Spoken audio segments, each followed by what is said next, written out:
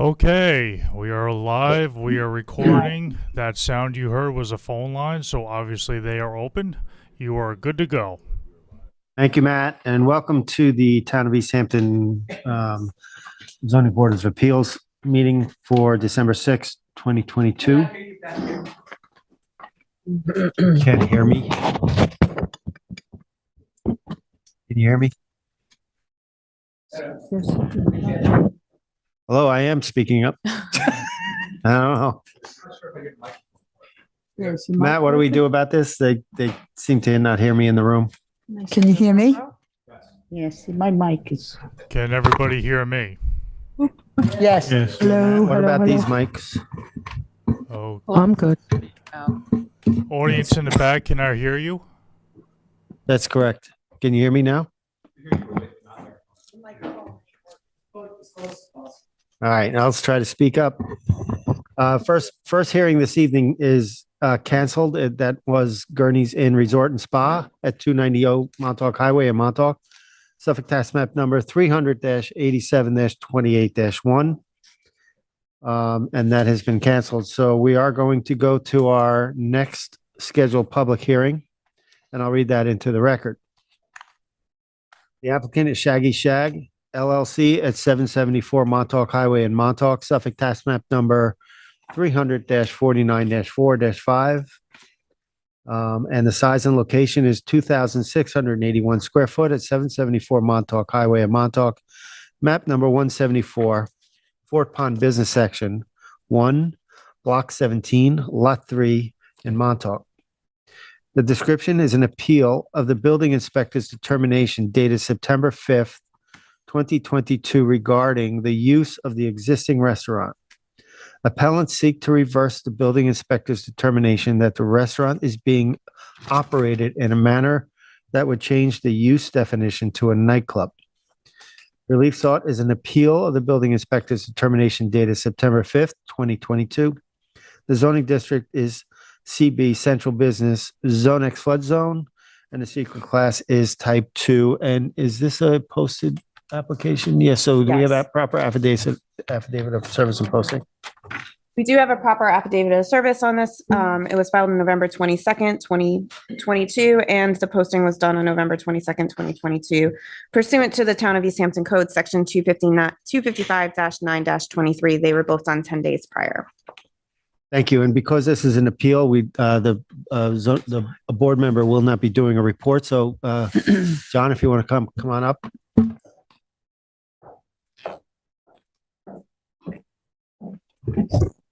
Can everybody hear me? Is the microphone working? Oh, good. Okay. Sorry for the glasses. I feel like a little bit like Huey King tonight because I just want to go into the history of Shagwan, which is actually pretty amazing. So I'm John Tarbert for the applicant. John Krasner, the owner, is here, as well as Britton Bistring, another advocate for the applicant. As I think there's some people from Montauk here as well to speak tonight. So Shagwan was established in the 1920s. It was not until 1938 that the current Montauk Village was created. So actually Shagwan, as a restaurant, bar, and tavern, pre-existed the village of Montauk. In 1947, the establishment was taken over by Mary Williams and Walter Wood. They celebrated in 1947. They celebrated their new ownership by hosting a party for over 50 guests who enjoyed a turkey dinner. The dinner was, once the dinner was over, they moved the tables aside and danced. And for reference, these are all taken from East Hampton Star articles, which I'll submit. So you don't have to take my word for it. They're from the Star, published at the time they occurred. This is 1947, maybe the first time that tables were moved aside after dinner to dance and have drinks. Throughout the 1950s, the Montauk Fire Department hosted dinners and dances at Shagwan. In 1953, a company wanted the Montauk Fire Department held a dinner. Music was provided by a 4-piece orchestra from Riverhead into the very early hours of the morning. Mary Williams was still going strong as the owner of Shagwan in 1960. She gave a surprise bridal shower for Joan McLaughlin at the tavern. The guests enjoyed dancing until the small hours of the morning. In 1971, the tavern hosted a St. Patrick's Day celebration. After dinner ended at 9:30, dancing and live music. Admission was $1. It was 1971. Live music was provided then as well. We have provided so those are Star articles up until 1971, and we provided affidavits from the former town police chief, former Montauk Fire chief, former Chamber of Commerce executive director, as well as many others, attesting to the fact that music and dancing has continued at Shagwan after dinner since the 1960s. Amazingly enough, it's been around longer than anybody's been alive. And the same thing has always occurred there. So how does this get us here? Well, zoning first came into play in East Hampton in 1957. The first modern zoning code was 1984. And then the code as we know it now was basically adopted in 1996. It was not until 1996 that the first definition started to appear for restaurant, bar, tavern, and nightclub. Prior to that, there was no definitions. So, and those definitions pretty much continue unchanged till today from 1996.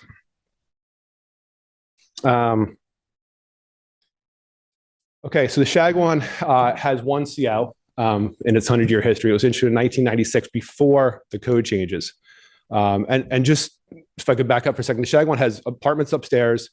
It has a bar, tavern, a restaurant, and at night they have dancing and music. But there's no CO for all that. There's only one CO, and it's from 1996 before the modern code.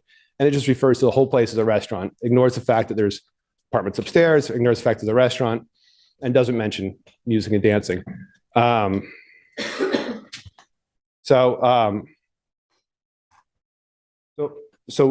I don't want anybody to get hung up on the CO saying it's a restaurant, because obviously it was just it was an undefined term. There was no defined codified definition of restaurant in 1996 when the CO was issued. So it was actually in response to a 1974 building permit when they added on to the restaurant.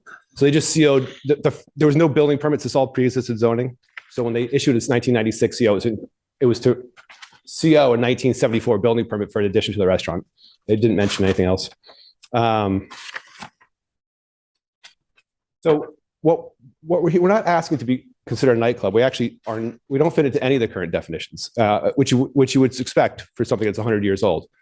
We don't clearly fit into the definition of restaurant. We don't clearly fit into the definition of bar, tavern, and we don't clearly fit into the definition of nightclub. We're none of those things because they're modern creations in a modern code. What we are is a 100-year-old pre-existing non-conforming use. And what we asked the building inspector to do is to acknowledge that pre-existing non-conforming use, which was, and I don't think anybody disputes it. As far as I know, everybody agrees. There's certainly plenty of evidence that it's always been used as a bar, tavern, restaurant, and then at night, tables were moved aside and there was dancing. I think the building inspector is thinking we're trying to say we're a nightclub. And we don't want to be a nightclub. So a nightclub is predominantly live entertainment, music. We're a restaurant, we're a bar, we're all these things. So we don't want to be a definition in the town code as it exists today. We want to be what we always have been for over 100 years. Nothing has changed. I think I wanted to keep it pretty short. I know other people want to speak. So that I hopefully laid out exactly what our position is. I've obviously submitted the files full of letters I've written, memos I've written. It's filled with affidavits. It's filled with letters from Montauk residents.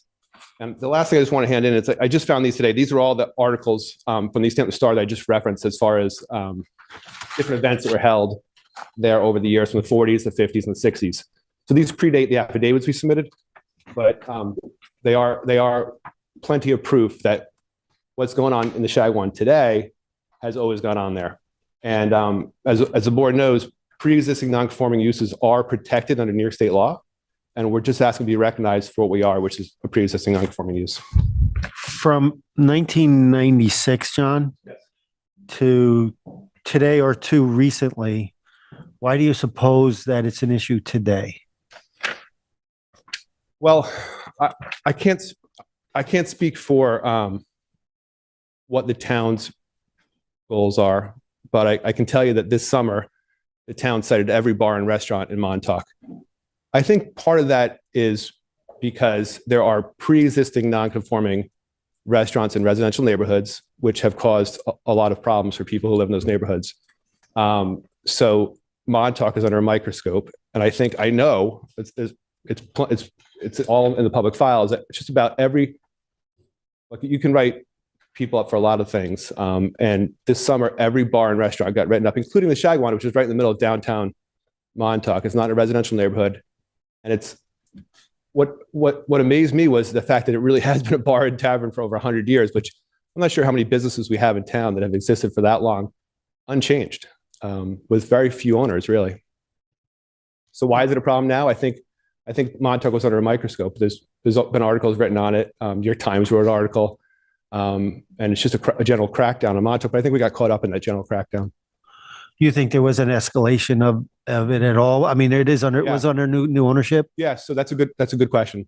So, you know, I thought about that today, and it's sort of like the pre-existing non-conform. You and I live in Springs, and it's sort of like we both would probably think about pre-existing non-conforming restaurants in Springs that maybe were under poor management or just mellow management for a long time, and then they became popular, and everybody started complaining about them. Understandably, because your quality of life is changing in your residential neighborhood. But the fact remains that they are pre-existing non-conforming restaurants. You can't say that otherwise. So that's why they're allowed to continue, even though you get a new chef, or as a business owner, you obviously want to be a profitable business. Maybe the Shagwan was owned by a family for decades who ran it differently, but ultimately, you are what your use is, right? So that restaurant in Springs, while it might become more popular and it might aggravate neighbors, just like, I mean, that pre-existing restaurant likely existed before the neighbors moved into the neighborhood. And everybody should be on notice that if you buy a house next to a restaurant, it may become more popular in the future. But we're not that. We're downtown. We're central business zoned. We are downtown Montauk. So did it become more popular? Probably. Should it? Hopefully. I mean, if zoning is meant to put things in areas where they should be, essentially business zoned, we sort of want a lively downtown Montauk or East Hampton Village, or that's the whole goal of zoning. We're not one of those pre-existing non-conforming restaurants in a residential neighborhood. But even if we were, we'd still be protected. Do you think the hours of operation had an effect? So the articles that I just handed in show that dancing and music went on until the wee hours. The articles keep writing about how dancing and music went on, and it was weddings, it was Montauk Fire Department, it was St. Patrick's Day celebrations. They certainly always went on until wee hours in the morning. Again, I don't want to get sidetracked on, hey, this new owner is operating it more successfully or not from a business standpoint. The question is, did dancing and music exist there for over 100 years? Has that changed at all?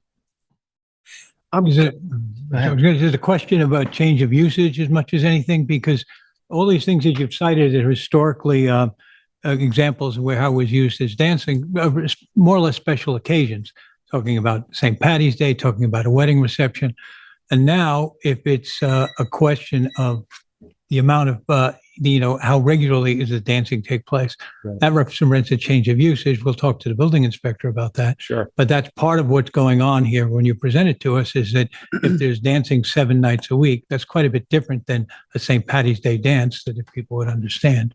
It's correct. So I was able to pull star articles from the 40s that mentioned big parties, right? It didn't mean that it didn't. It didn't mean that it didn't. I doubt it happened 7 nights a week, but it might have. We don't know. Maybe it did for a few years and stopped. I also have provided affidavits from people, but they like to point to major events because a lot of people remember those major events. It didn't mean that the Shagwan didn't have dancing on Friday or Saturday nights or Thursday nights. Could have had a Tuesday night special. What you don't want to do is try to say, right? If I mean, at least in my opinion, you'll have to rely on the town attorney's office and the building inspector, but if you're pre-existing use, you're pre-existing use.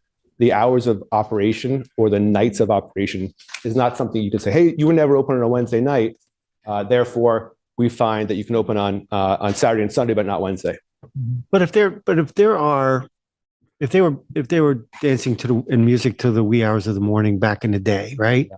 And the town passes a noise ordinance, are they to comply, or are they to say they're pre-existing to a noise ordinance? That might be a question for your town attorney. But But what you can't do is pass laws to push a pre-existing use. Like you could say to a restaurant in Springs, you know what, now you can't park in the street. And that would, if there was no parking. So you can't adopt laws that there has to be, you could be written up for. Also, hours of operation would also fall into that question as well. Yeah.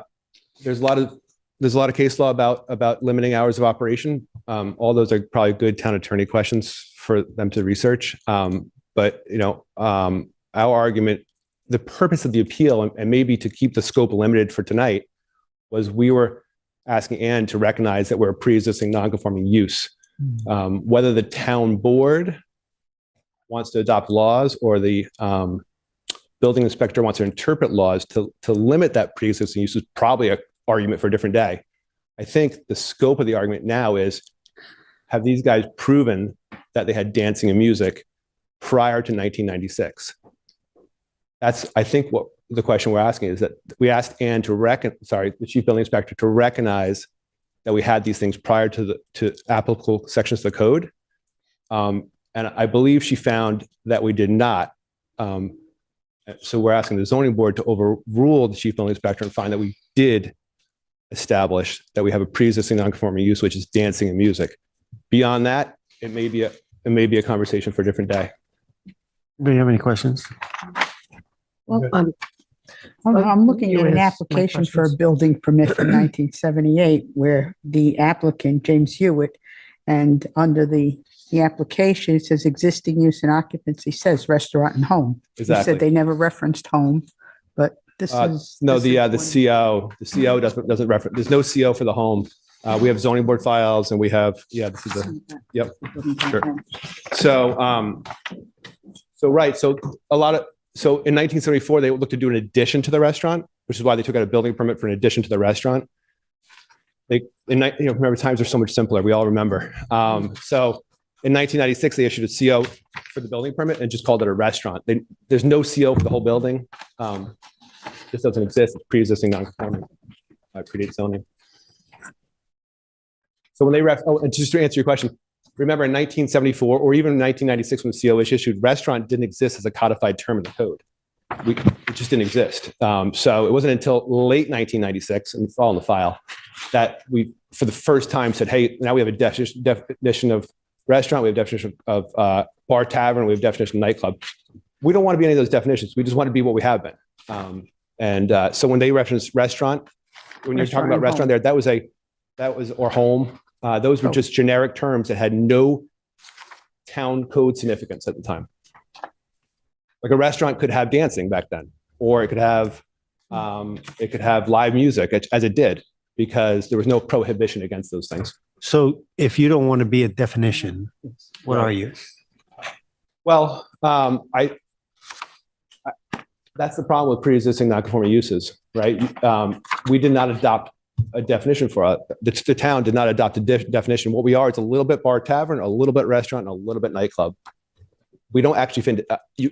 We would not meet the definition of any of those things today. So if we were to open new today, for different reasons, like a restaurant's primarily engaged in serving food. Well, we have a full bar and tavern, so we can't be a restaurant.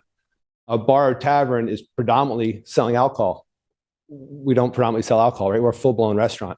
And a nightclub does nothing other than entertainment, live entertainment, music, and dancing. We're clearly not that.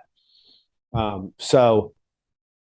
think that's the problem with pre-existing non-conforming But uses. isn't it true? It's hard to quantify. In other words, you can quantify a pre-existing side yard setback, or this is hard to quantify. So if they did have dancing and whatnot in late nights, and it does increase, how do you quantify what the pre-existing use was? One of the things that was mentioned by the board tonight was hours of operation, right? Well, if one time we went till 6 a.m, it's hard. Like you're saying, where do we draw the line? Like, I don't think you really want to get into, well, prove to us that once you danced past 2 a.m. or 3 a.m, like the hours of operation are really difficult. And then as far as how many nights a week, I'm sure it changed over time many times, but we're not asking you to get into that. We're just saying, hey, recognize that we danced and had music at this place for over 100 years, predating the Village of Montauk, predating anybody who's alive today and predating zoning.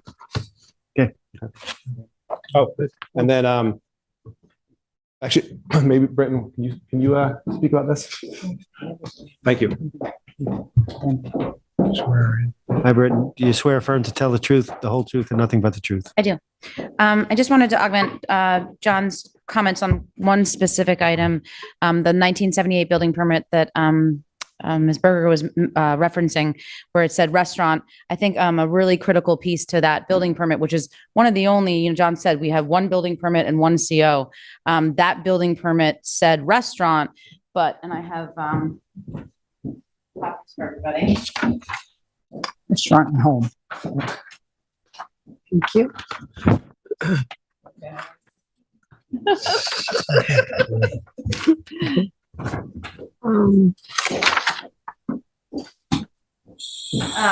The piece of information that I want you, that's pretty tangible in that plan, is that the building permit, the written narrative says restaurant and home, and the plan, that's the only plan that's submitted. It was for a 195 square foot addition to enlarge the bathrooms, actually to add more stalls in both the men's and women's bathroom in 1978.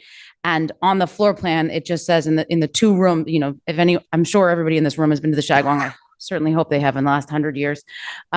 There's two main rooms, and each of the rooms on that plan says existing bar. So the plans say bar and the permit says restaurant. So just to sort of back up John's testimony, it was an interchangeable bar, restaurant, nightclub, all those things that we use today were not used in 1978 in the only, documented building permit we have on record. And Britton, the 1996 CO is ignoring the apartments, music and dancing.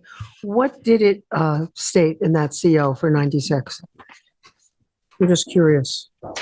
Because at that point, new codes would have come into play. And Two-story frame and stucco restaurant erected before the adoption of zoning with interior alteration, 165 square foot first floor. That's the bathrooms I just referenced. 418 square foot second floor addition to existing restaurant, and 161 square foot deck with cellar for storage use only.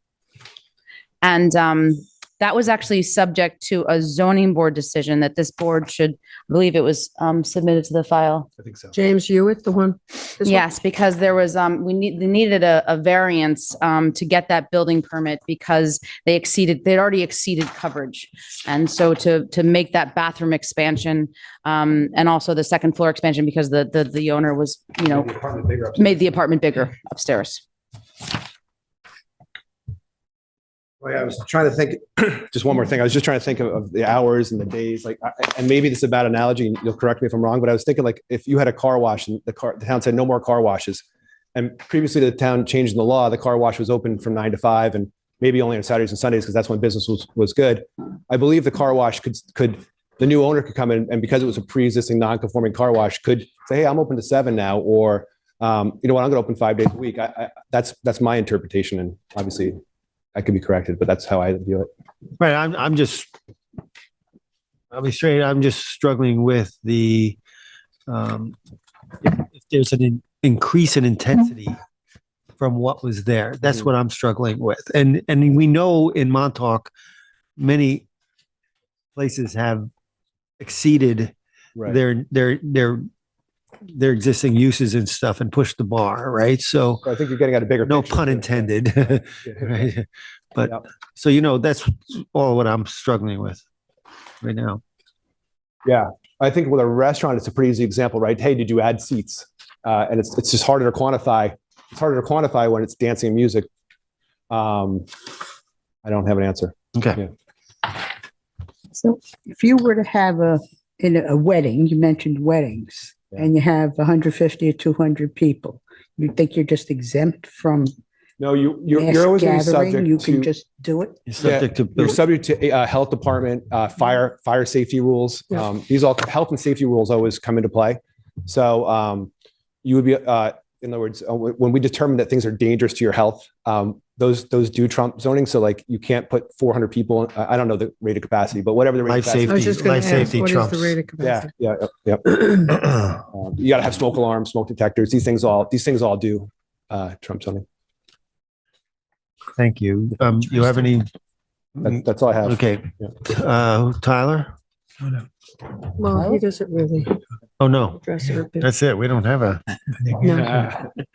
Oh, Ann. And Oh, actually, we're Ann, up to sorry. Ann. We don't get too many inspectors, Up so. to Ann. Be here. Hank Lennon, Hi. Principal Building Inspector. Yes, hi, Ann. Do you swear affirm to tell the truth, the whole truth, and nothing but the truth? I do. Thank you. So, John is correct. They asked me for an interpretation, of a very gray area. So I based it off of the history of the parcel. I do have to make one correction based on that first CO that they're talking about. It does cover the entire property. Unfortunately, whoever put it into the conditions didn't put everything in there. I do have a copy with me. I do not have one for everybody, but you're welcome to the one I have. It does talk about the apartment above and everything else. Okay, if you could submit it, Laura, to the secretary. And that's dated when? 1996. That's 1996? February 1996. And that's the only one, I think. So again, I apologize, whoever did the history in the conditions didn't. So basically, I did base it off of the history of a application. They went to the zoning board in 74, where the owner at the time called it a restaurant and living space above. He was enlarging the living space so his family and him could continue to live there, and needed more room with the restaurant, the bathrooms, as Britton had stated. The code really didn't give me an area in the middle, whether a restaurant, nightclub, a bar, or just whatever. So I did refer it to as event permits we have today. They were having events there. Yes, you can apply for event permits and have parties there that would be outside of the realm of a restaurant. But the history, I based it off with everything I had in the file, that the building was pre-existing non-conforming. But anything anybody applied for was always related to a restaurant. Even in the ZBA determination, they talked about it being a restaurant and enlarging the space upstairs for a family to live. So that was how I, In general, though, not just related to this case, in town, right? In general, are there uses out there that are considered a pre-existing use that's outside of the definition of our current code? no, we have, really, the only ones I know of is we do have, I think, total of 3 nightclubs that are considered pre-existing non-conforming. And then we have restaurants that are in non-residential areas that were considered that type of thing, but there has never been anything where it's. I'm not just referring to nightclubs. I could be referring to marinas or boatyards and stuff like that. In general, are there pre-existing, this code defines definitions now for each one of these things. Right. Are there uses out there that? Definitely, for example, a restaurant that would be in a residential property that normally wouldn't be allowed to be there, it gets to stay because it's pre-existing non-conforming. I mean, if that's similar to what you're talking about. What about other examples of restaurants, in particular in Montauk? I can think of a couple that were traditionally restaurant taverns that have morphed into being rather popular and very, very heavily used nightclubs. I mean, do they come back in for a new C of O and a definition of usage? No, if they're a restaurant, their only use is a restaurant, and then code enforcement goes out and, either gives them a violation or a warning to let them know that they're not working within, which is similar to what happened here. Okay, so a couple of these others that, I can think of, one of them's been somewhat controversial over the years, last few years. That was pretty much a working man's bar and then a small restaurant that turned into a very popular nightclub, lots of dancing, lots of traffic, lots of music till late into the night. I'm just wondering, in that case, is that not dissimilar, or is it similar to this, where it had been traditional use that morphed with new ownership into a whole different use? I would have to know the place so I can find out if it ever got a change of use where they stated it was not a restaurant anymore and turned into what you're saying. Yeah. But without knowing where we're talking, I can't really comment on it. Yeah. Anybody have any questions for Ann? Thank you. Thank you, Ann. I might have an answer to one of your questions. Maybe I'm wrong, but it's worth throwing it out there as a mental exercise. I think a single family home that has other attached structures that people live in, we don't really have a code definition for that. We call it a single family home with an accessory cottage, or we call it an accessory unit that has a kit. Some of them have kitchens. So you might have two C of Os on the same property. You do, but a lot of times the second use will say something like you can sleep in it, but it can't have a kitchen, or So there is. I guess that's a close analogy I come up quickly, but I think there's no definition of an in the code. It doesn't say you can. There's no definition of like accessory structure that has sleeping but no kitchen. Thank you. Are there any public comments this evening? Anybody from the public who would like to address the board? Come on up.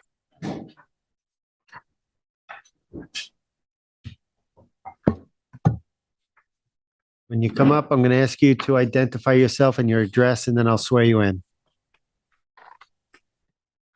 Hi, Ken Justino. I'm the publisher of Montauk Sun. I live on 6 Kettle Hole Road in Montauk. Okay, raise your right hand. Do you swear affirm to tell the truth, the whole truth, and nothing but the truth? I do. Thank you. I frequented Montauk, from the early 90s till now. I started the Montauk Sun in 2000, but I used to go to Shagwan quite often through the 90s. We would have dinner. After dinner, they would bring the DJ in, move the tables around. People would stay later night as a bar. That has been going on for the last 3 decades. My paper only started in 2000. I have the last 2 decades kind of covered in the Montauk Sun, where they advertise DJ Lone Star, live bands every Friday and Saturday. So it's this has been pretty commonplace, and that would be the case to make room for the entertainment. They move some tables around, and they move some other tables around to dance and enjoy the music. You have examples? Yeah. Of that? And would you be able to submit that into the record, or? Yes. Okay.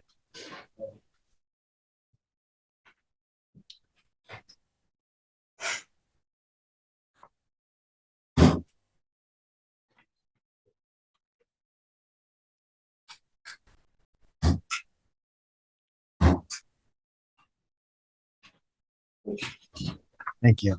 We'll just pass them around and we can take a look at them. So this is DJ Lone Star. This is the advertisement. And again, this would be That's the Montauk though, right?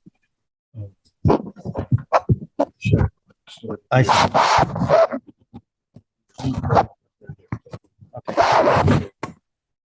And that was every week. This is live music every Friday, Saturday. This way. This is in your heads. 1 o'clock in the morning. So that was very commonplace. And I used to go You there. could just go back to the microphone because it's going to be hard for Yeah, the go back. Yeah, that'd be transcription, good. the transcript of it. Thank you. So those papers, I guess the oldest one I think is 2004.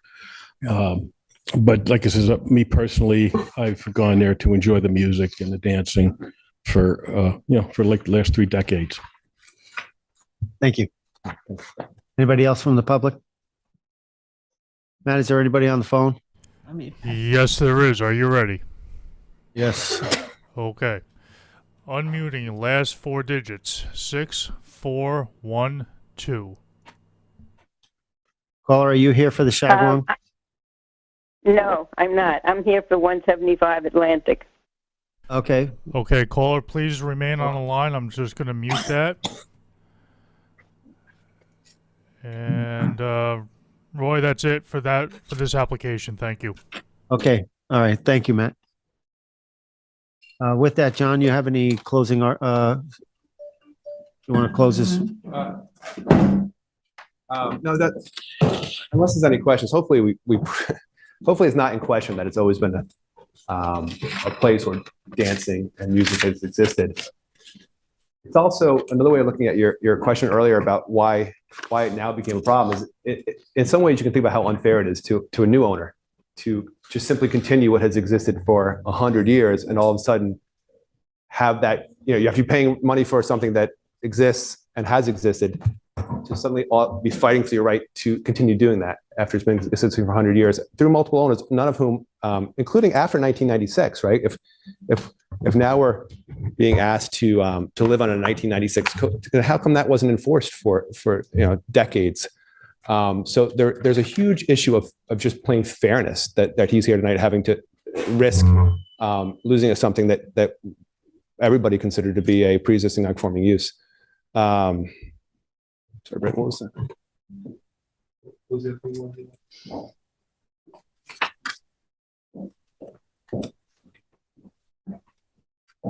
Playing back up.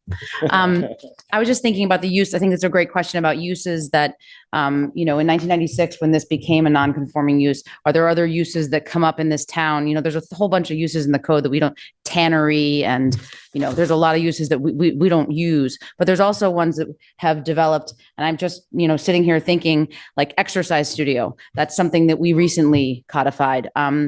Within the last 5 years, takeout food store. So we do evolve, and we recognize that there are uses in this town that would do better with a new definition. And maybe that's the direction in which this board goes, or this town code goes, is that you have a definition for something that is a blended bar, restaurant, nightclub, but none of the three independently. And again, and a counter argument to that is maybe we're the only one, right? So you wouldn't adopt definition for one. I don't know how many other places exist like this, but that's the whole point. Is that's why there's no definition for it. Is that it's just something that predates zoning. Clearly, today you'd have to fit into one of those three categories, and we don't. So to label as any one, you can't. Nobody can label as one of those because we don't meet the definition of any of them. Thank you.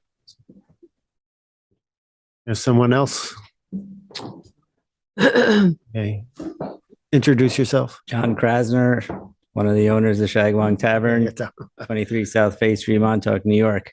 You swear affirm to tell the truth, the whole truth, and nothing but the truth. Yes. Okay. Guys, we have probably over 100 people that would take the stand that would swear to dancing, moving furniture in the 60s, 70s, and 80s, including our town supervisor. So I think it's pretty incredible that we have to stand up here and be forced in this position to prove to everyone that there was dancing at Shagwong Tavern in 1975 and 1976. It's a lot of money spent. It seems like it's wasted. We all have to follow the rules of fire department code, fire alarms, egress, sound. That's a rule that supersedes this. That it has nothing to do with that there was dancing at the Shagwong. We have to follow the rules, but there was still pre-existing non-conforming issues and events that happened. It wasn't just weddings. It was every day of the week. And we're happy to submit whatever affidavits we need to. The whole town is coming to fight for this. We've done nothing that other owners haven't done. When I bought this thing from Jimmy Hewitt, he told me how to run this place. He sold it to us because he wanted to hand it over to someone that would continue the legacy of Shagwong. So it's, anyway, it's a little exhausting. We love Shagwong, and thank you. Thank you. All right. I think we can close it out. Who wants to make a motion? I'll pull it up here. Are you doing it or am I doing it? Okay, then in the case of Shaggy Shag LLC, 774 Montauk Highway, Montauk, Suffolk County Tax Map 300-049-04-05. I want to make a motion to close the public hearing and record at this time. Second. Concur. Concur. I concur as well. Thank you. Thank you, everybody. Thank you.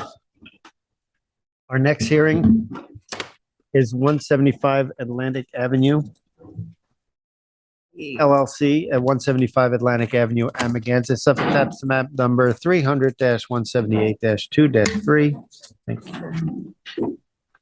And then, once again, the applicant is 175 Atlantic Avenue, LLC. The size and location is 23,500 square feet at 175 Atlantic Avenue in Amagansett. The description is to demolish the existing residence and accessory structures and to construct a new 3,240 square foot residence with 550 square foot of storage area, a 450 square foot swimming pool, 808 square foot pool patio, new sanitary system, 1,174 square foot of driveway, 380 square foot of covered parking area, first and second story decking, and walkways on a parcel of land containing dune and land and dune vegetation. The relief sought is a natural resources special permit pursuant to 255-420 of the East Hampton Town Code and any other relief necessary. Zoning district is A residence, AE flood zone, elevation 10, and the secret class is type 2. Council, do we have a proper affidavit of service and posting? Yes, pursuant to the Town of East Hampton Code Section 255-923, we have affidavits of service with both posting and certified mailings to all the correct properties, dated November 23rd, 2022, which is 10 days prior to the meeting. Thank you. Do we have a report? We do. Here's a picture of the existing entranceway with a sign that says Farrell, and right below it are two posts, but no poster. It looked like there was a poster on the post, but so I can't say whether or not it was properly posted at one time. Next. That's looking towards the ocean. Next. And that's looking towards Montauk Highway. Now I'm walking along the existing driveway, which is, as you can see from the picture, largely sand and beach brush. Next. Still walking along the driveway. Next. That's the house. It's rather set back and hidden with all the overgrowth. Next. If you go down the driveway and you look to your left, there's a existing little structure. I don't know if it's can I ask the witness a question? Is that an existing structure part of the property? Yes. Yeah. Okay. It's right up against the fence, property line. Next. That's the eastern edge of the property fence. Next. This is a walkway that leads up to the house. Next. That's the house as you approach it from the west going to the east. Next. Right to the left off screen is the doorway to the house, and beyond is a little pathway that goes around the house. Next. That's the door. Next. Around the back is outdoor shower. Next. I'm just walking around the back of the house. Next. Propane tanks. Next. This is the pathway. Now I'm almost circled the house. Next. This is the side of the house. Next. I don't know why I took that picture. I think just to show how much brush and overgrowth there was. Next.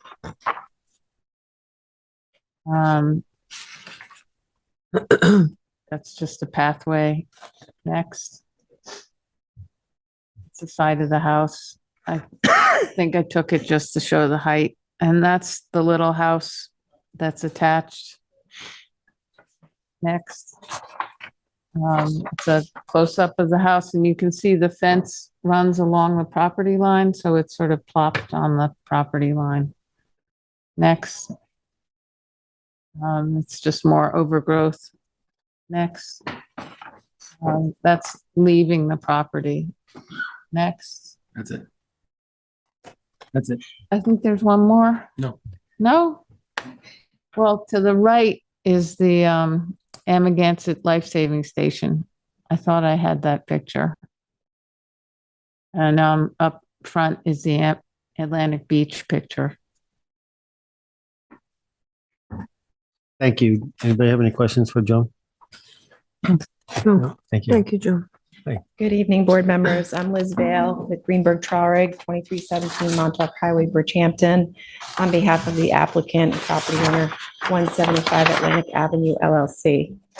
As this board is aware, this application was first submitted in 2018 with a public hearing held on October 23rd, 2018, and a subsequent denial issued by decision dated January 29th, 2019. Thereafter, we brought an Article 78 proceeding, which was brought by the applicant, and the current revised application before you tonight was submitted pursuant to settlement discussions had with this board. Since this represents an amendment of the prior application that the board denied in furtherance of settlement, we would ask that the entire prior record and decision be included in this hearing and proceeding. So we're here tonight in good faith pursuant to feedback from this board that the amended proposed plan, which represents a significant reduction from the first plan, would be acceptable and approved. Specifically, the amended plan before the board includes the following reductions, which meet the NRSP standards set forth in Town Code, Section 255-551. A reduction in the gross floor area from 3,790 square feet to 3,240 square feet, where the Town Code allows up to 3,950 square feet. Here, I would note that the proposed approximate house is a proposed 1,800 square foot footprint, approximately. The proposed building coverage has been reduced from 3,801 square feet to 3,426, where the code allows 4,700 square feet. The total lot coverage has been reduced from 9,226 square feet, or 39%, to 6,307 square feet, or 26.8%, where the code allows 50%, or 11,750 square feet. The revised plan seeks to minimize the amount of clearing on site. The proposed final clearing, what used to be 15,740 square feet, has been reduced to 7,411 square feet, with a scenic easement buffer area proposed of 13,817 square feet. The increased revegetation from 3,000 square feet to 4,185 square feet, again with this proposed scenic easement area, 13,817 square feet, which represents more than 50% of the lot, where there was only a prior 20-foot scenic easement buffer proposed before. The revised plan eliminates the proposed 375 square foot accessory building entirely, again, reducing clearing and coverage. The proposed patio has been reduced from 1,310 square feet to 808 square feet, and we moved the swimming pool and patio closer to the residents. This helps reduce disturbance and clearing, and also makes the project more condensed around the residents, ensuring that the project no longer extends into the north side setbacks on the lot. The setback to the former structure was 13 feet, which again has been removed entirely, and now the increased setback is 34.8 feet to the proposed pool on the north side of the property. We relocated the septic system to an already disturbed area under the existing accessory structure, where extensive regrading is not required. The revised plan also eliminates the proposed regrading around the house, and we've eliminated the need for the retaining wall in connection with the septic system, which again is a proposed low nitrogen septic system replacing the old block style septic system, which will have a significant environmental benefit on this property. No variances are required in connection with this proposed single-family residence and accessory structures. And we have not requested any variances in the prior application either. The lot area is sufficient and adequate for the proposed single-family residence and accessory structures, and is in keeping with the character of the community and the neighborhood. Again, we're not requesting any variances from this board. The proposed project doesn't just meet lot coverage and building coverage standards. It's well below those standards, reduced to 6,307 square feet, or 26.8% of the lot. The neighborhood is improved with similar residences and accessory structures. The proposed use will in fact be compatible with its surroundings and the character of the neighborhood and community in general. The scale and overall appearance of the house is in keeping with the community. The proposed residence conforms in all respects to the A residence zoning district that on site and represents the approved development of the property in keeping with the zoning and comprehensive plan that proposed this zoning district for this site. The applicant has consistently submitted that the development is similar to the development found at 145, 159, and 163 Atlantic Avenue, and many other homes in this area. The property is abutted on two sides by a 68,000 square foot asphalt parking lot. Proposing development next to the parking lot actually reduces any potential impact this proposed house could have on the neighborhood. The potential impacts to the neighboring residences is limited to the north side only. The board should not give greater weight to those people parking at a very large beach parking lot whose intent is to go to the ocean and may or may not notice this house for the period of time they're packing up for the beach. This argument also goes to standing. There's a reason that courts require people who bring actions to have standing to bring a claim. They must allege direct harm or injury different from the public at large. Here, we could go to the parking lot and park there all day, but if you don't live next to this property, you're not impacted in that specific way that's required for this board to consider. Finally, the proposed application represents a type 2 action pursuant to the New York State Environmental Quality Review Act and Article 8 of the New York State Environmental Conservation Law. Therefore, significantly, this action has been determined by New York State not to have a significant impact on the environment under ECL Article 8. I would submit to you that we did post the property. I have pictures of the posting that were submitted. I don't know if they were submitted to Ms. McPherson or Hope, but we can get those photos over to you. Well, the day before there was that incredible rain. I went on Sunday, so Yeah, we did. We have pictures of the posting. I saw the posts. May as well submit a picture then. to have it, Yeah. right? Yeah, we can do that. Emailed them already. So Liz, I think in the 2019 determination, there was a big discussion with the zoning board regarding the character of the neighborhood. And I know your statements tonight, don't coincide with that viewpoint. But the character of the neighborhood here, I mean, I this morning I went and drove around it and went down Beach Avenue and all around that neighborhood. Mm-hmm. And it's truly an area where they're really beach cottages within these dunescapes, right? This whole entire area is. And then we have the bird sanctuary, we have the life-saving station, all these, and I think there's the historic district there. So the character of the neighborhood has existed for a very, very long time. And it's a stretch to me to consider this as part of the character of the neighborhood. So maybe, again, you can address that a little bit more on that. I mean, it's. Yeah. Well, the houses on the site, the cottage and the house are pre-existing non-conforming. And as Board Member McGivern noted, it's up against the side of the property, right up against the property line. And so is the other one. The other one is, I think it's set back less than 10 feet off the property line. Mhm. So these are pre-existing non-conforming structures. And we're seeking to take these pre-existing non-conforming structures and make it an entirely conforming residence on a residentially zoned lot, right more towards the center of the lot, which is the whole goal of zoning, is to eliminate nonconformities. So with respect to that, I would just submit to you that, we're taking what's a pre-existing nonconformity and making it conforming. As far as the design, are you talking about the design of the house? Because, the design of the house, all of the entire structure is well under zoning. So I don't know to what sort of, there's plenty Well, of. that's zoning, decisions I could- but the town of East Hampton also has a clear intent of the natural resources special permit and its natural resources, right? And from 255-111, orderly growth. Right. Right. And so starting with that and the definition of why the town is setting this aside and the vistas and the dune land and character of neighborhoods. So I know that conformity is one thing, but the NRSP and the intent of the town code is another thing that we have to weigh. Absolutely. And I believe that this application presents a balanced application that is in keeping with the town code.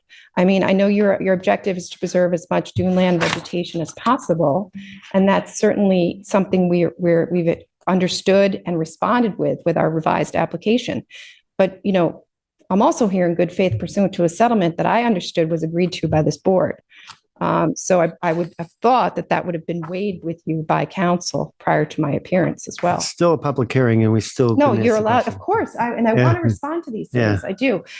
You know, this meets zoning. It's a filed lot. It's a buildable lot. It's already improved.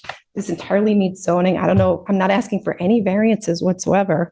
With respect to preservation, I've reduced the GFA significantly. I have reduced, and I know that Mr. Borsak's memorandum did cite that it was just because of storage space and not actually reducing the footprint of the structure. But I would hate to have you apply the gross floor area definition differently to our application than others, because the definition is the definition, and we have reduced the GFA from 3790 to 3240.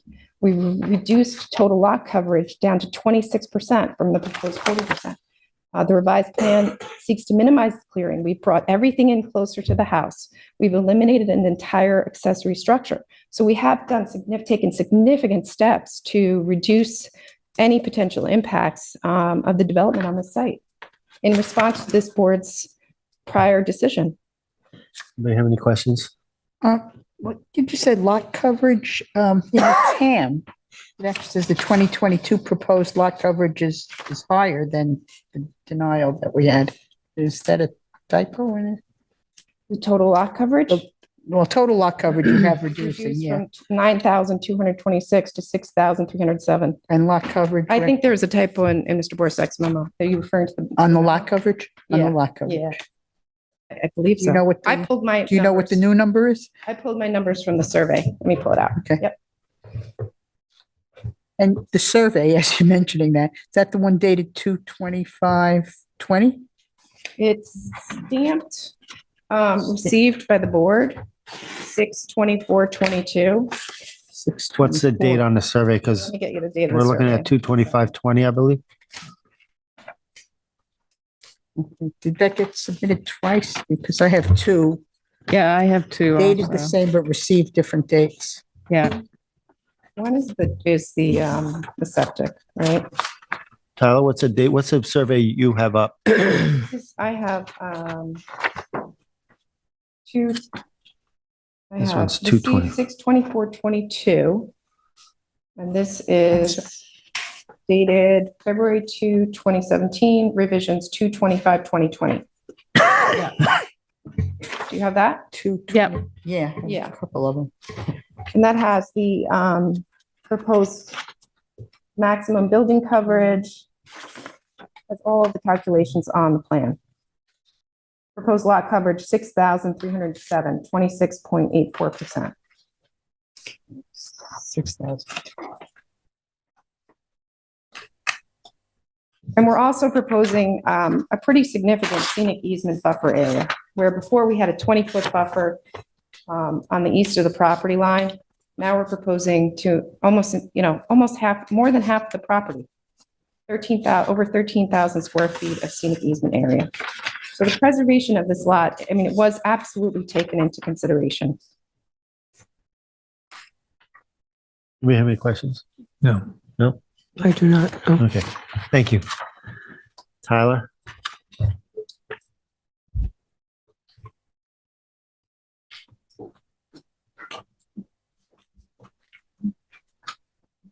Good evening, Tyler Borsak for the planning department. Hi, Tyler. Do you swear affirm to tell the truth, the whole truth, and nothing but the truth? I do.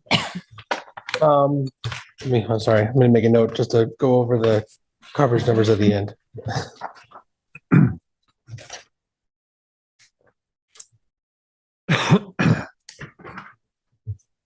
Okay. So the property before the board is located on the east side of Atlantic Avenue, directly adjacent to the large beach parking area in Amagansett. The applicant is before the board for approval to demolish the existing structures on the property and construct a new 3,240 square foot two-story residence with attached storage area, swimming pool, patio, sanitary system, driveway, decking, and walkways.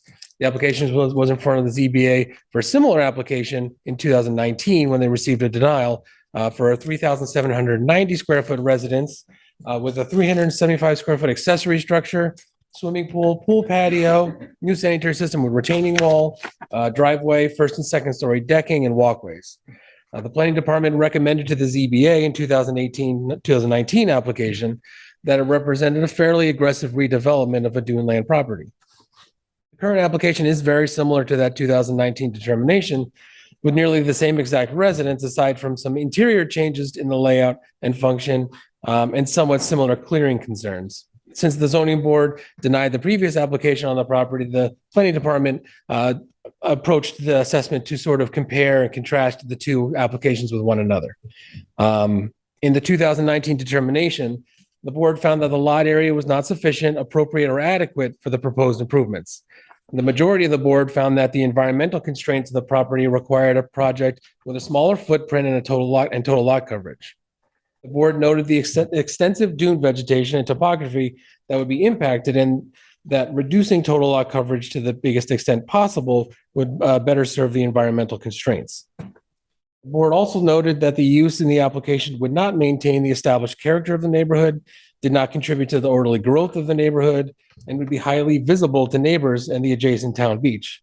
The town board suggested that a residence with a smaller footprint and limited accessory structures would be a more appropriate design for the lot to minimize overall clearing and to also limit the overall massing of the project in an important scenic and historic area. The subject parcel contains extensive dune land vegetation and topography, which will be significantly impacted by the proposed construction. The dune land characteristics and vegetation make the area unique and should be preserved to the maximum extent practical when redeveloping a property. The property is across the street from large locally and federally preserved dune habitat and is directly adjacent to a public parking area. The plant communities present on and around the parcel have become less common throughout Long Island and the entire Mid-Atlantic region and are difficult to reestablish in areas that are cleared during construction activities. The most effective measure of conservation in these areas is to limit the quantity of land clearing to the smallest extent practical. The dune vegetation provides important habitat for both plants and animals, which requires unique characteristics to survive. The parcel is located within the East Hampton scenic area of statewide significance, which discourages the alteration of dune habitat, and natural terrain for residential house sites. It notes the importance of maintaining native plants to retain the visual character of the area. The SASS also makes note of encouraging the designing of properties to fit into their neighborhoods and limit overdevelopment. The project as a whole has been scaled back somewhat since 2019, with a portion of the patio reduced, shifted slightly closer to the residence, and the accessory building north of the swimming pool eliminated entirely. The gross floor area of the residence is proposed to be reduced from 3,790 square feet to 3,240 square feet with a 550 square foot storage area. The result of this change is the same 3,790 square foot building that was proposed previously, only a portion removed from being habitable space and limited to storage, not reducing the mass of the building in any meaningful way, which is what the board noted in their determination was the massing of the structure. Essentially, the plans are almost identical to one another. There's just no access to a portion of the first story on the west side of the residence. The board should examine the changes in the plans and details of the table that the planning department included in the assessment to determine if they feel that enough has been done to limit the development and address the board's concerns in the previous application. The application still requires some regrading to construct the proposed improvements. The proposed low nitrogen IA sanitary system, which includes shallow leaching galleys, remains similar, but the retaining wall for that sanitary system appears to have been eliminated, with some regrading required to maintain the required separation of groundwater for the leaching structures. The regrading around and under the proposed residence appears to have been eliminated, or at the very least greatly reduced. The application includes a swimming pool with approximately 808 square feet of patio, which was reduced from 1,310 square feet of patio. And again, that accessory structure to the north of the swimming pool has been eliminated entirely. The pool, patio, and previous accessory building had extended north significant distance, almost up to the northern side yard setback, which the planning department had pointed out in our assessment at that point in time. The applicants eliminated some of that patio in the accessory building in order to move the swimming pool closer to the residents and reduce that sprawl somewhat. The project is still fairly sprawling, with approximately half of the property to be cleared during construction. The board should be sure to examine this application closely and determine if the amount of clearing, disturbance, and size of improvements proposed meets the NRSP standards and are in keeping with the past practices of the zoning board. A large amount of native dune land vegetation is going to be removed in order to construct the proposed improvements, with little mitigation able to be offered to offset those impacts. The proposed clearing limits are still very close to the proposed structures, which is often not a realistic limit of clearing during construction. These limits of clearing appear to be set back only 5 feet from the edge of the proposed structures around the entirety of the proposed project. Maintaining such a tight clearing envelope is very difficult and often leads to incidental clearing throughout the construction process, which results in additional revegetation, which is not necessarily represented during the application process. As far as the coverage numbers, I'm assuming it was a miscalculation on the original permit.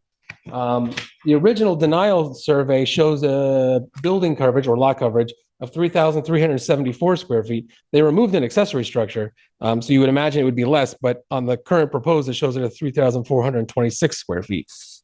It's a minimal change, but a building was removed entirely, and somehow the number went up. I'm not certain, but those are the numbers that I had while doing some research. Additionally, I wanted to show the board something that I had included in the board's existing conditions memo. I think is helpful.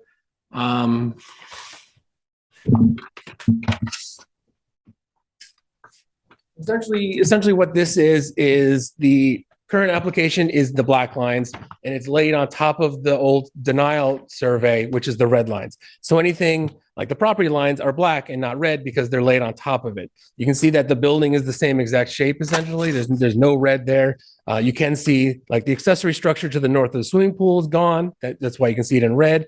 The sanitary system has been relocated slightly, and the swimming pool has been shifted down, with the patio also moving further south. That's in the existing conditions memo, so you have a copy of it. I just wanted to sort of point it out. I think it's a useful tool, and the board will see it again in 2 weeks on another application. So I just wanted to make note of what that is and how it could be useful, I think. Yes, that's an area around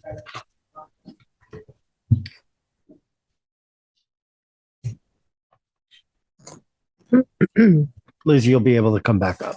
Other than that, I can answer any questions you might have. Any questions for Tyler? I'm good. Oh, thank you. Okay, at this point, we're going to go to the public. Is there anybody here from the public that would like to address? All right, just before you come up, we have a number of submissions already from public comments that we have. If you have submitted in writing, you're still welcome to come up, but we're going to ask you, understand that we have it in front of us and we'll read it. So we ask, you just kind of bullet point it or go through the highlights of it. So we're not here all night long. So who's first? Inspection protocol. No.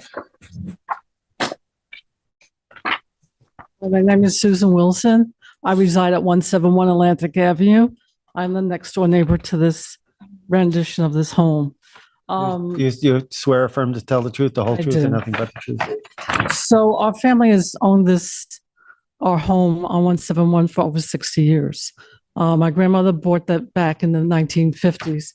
So it would have been 80 years in our family. We're pretty saddened to see the rendition of this developing home. It's encroaching on what I see every day is a beautiful dune with flora and fauna. I disagree that this modern structure fits in to next door to a 100-year-old salt box. It would be just devastating. Not only would I be subjected to the construction, but you have to understand that it resounds down there. It's an open area. So if it is built and they do build this modern structure, it will be labeled a party house and music will probably come from there. The pool area is subject to our eye line of our living room. And so that noise would resound too back to us as well.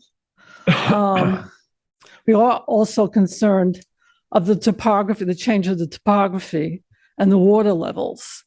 If there is a flood, because it has flooded several times down there, where would the water go?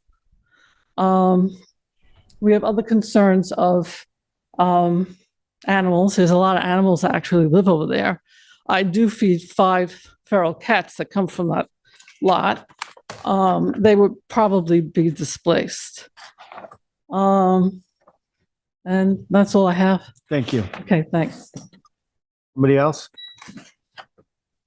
No?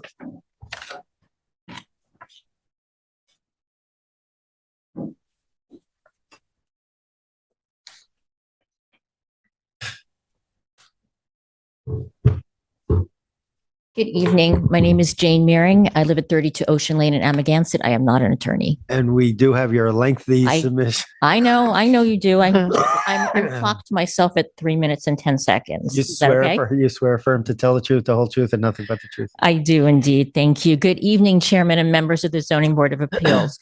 I live not even half a mile from 175 Atlantic Ave. I am known to this board as I have offered comments on half a dozen or so Amagansett-related public hearings over the last couple of years.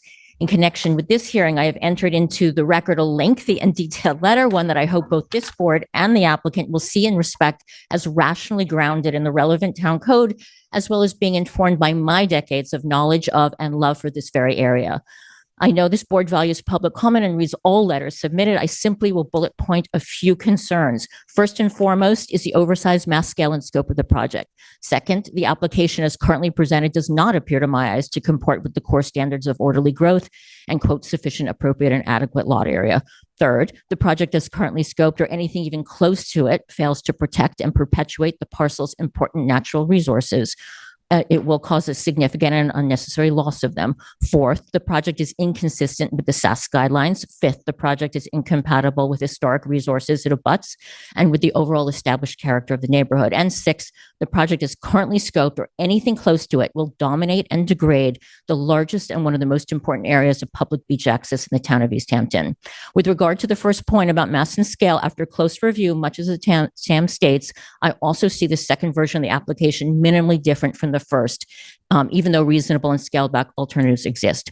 Now the applicant is presenting a residence that includes 3,240 square feet of GFA plus 550 square feet of embedded first floor structure they label storage accessory. I understand why the applicant is trying to segment this, but based on a close look at the architect's plans, the elements of that 550 square feet are more consistent with a living space than a storage unit. It's reasonable to foresee the possibility that it transforms into habitable living area.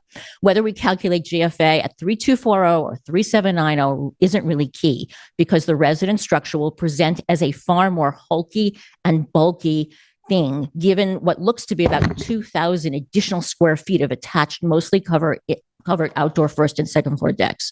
This is certainly not the biggest house to be before you these days, but by virtue of the location and the impact it will have on this unique and cherished place, it is one of the more consequential ones. One needs only to look east to Montauk and the iconic Ditch Plains parking and the new monster of a house going up to understand fully what will be the impact on Atlantic Avenue if this project is done. To conclude, I respectfully ask the board to deny this application. And to the applicant directly, I respectfully urge you to let this one go. Farrell Companies is a smashing success and has built well over 400 luxury houses in the Hamptons. I've read you've got 20 to 30 houses in production at any one time. So I implore applicant to fully consider the interests of this community and of the land and at most do only the most minimal and low impact development on this parcel. This half acre means much more to hundreds, if not thousands of us than it will ever mean to you. Thank you. Thank you. Anybody else want to speak?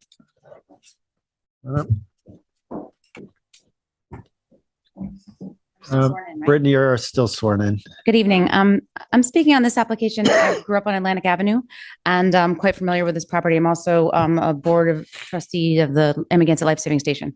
I'm not here representing their comments, but there's something that came up sort of late in the game that I just wanted the board to be aware of, that there's a potential that this existing structure has some historic value, World War II bunker value, that it has not been maybe recognized or documented, that may just, if this project does go ahead with demolition, we would like to have a condition that maybe we could make sure that there isn't a historic loss to the community, that in that structure that we could repurpose it, or, we're a community in which, this building was moved here. It might be a building that we might want to move somewhere else and maybe speak to East Hampton Historical Society or the Amagansett Life Saving Station if we find that historic value. So I just would ask the board to take that into consideration with any application on this parcel. Thank you. Next, anybody else? No. Matt, is there anybody on the phone? Yes, you do. Thank you. Let the first one in. First phone number is going to be 6412.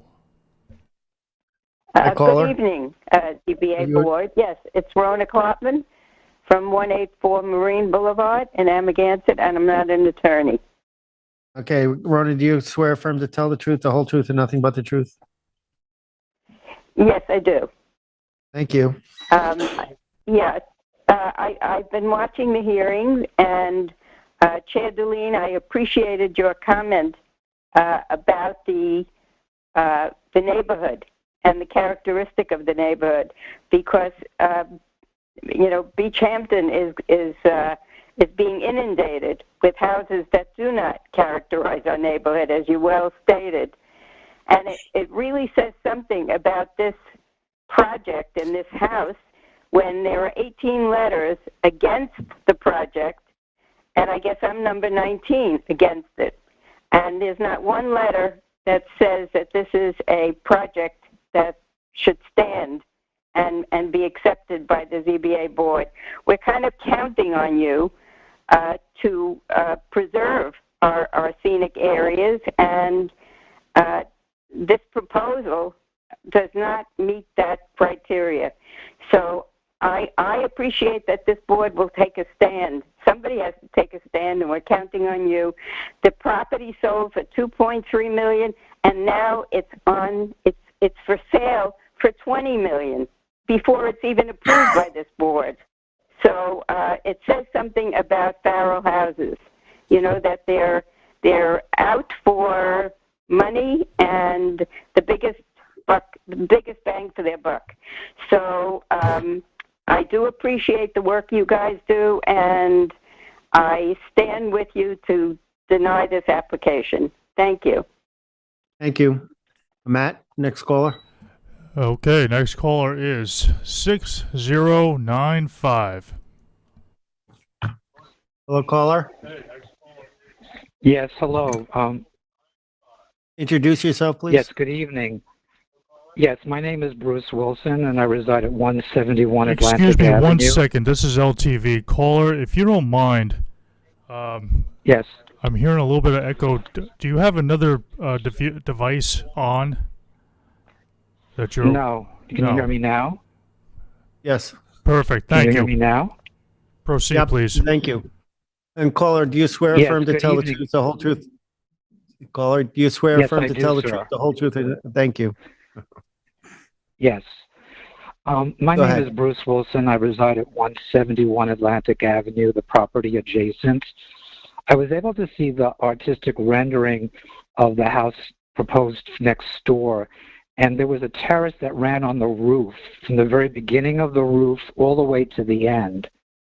And I thought that was, kind of, displaced, for this neighborhood having a rooftop terrace like that.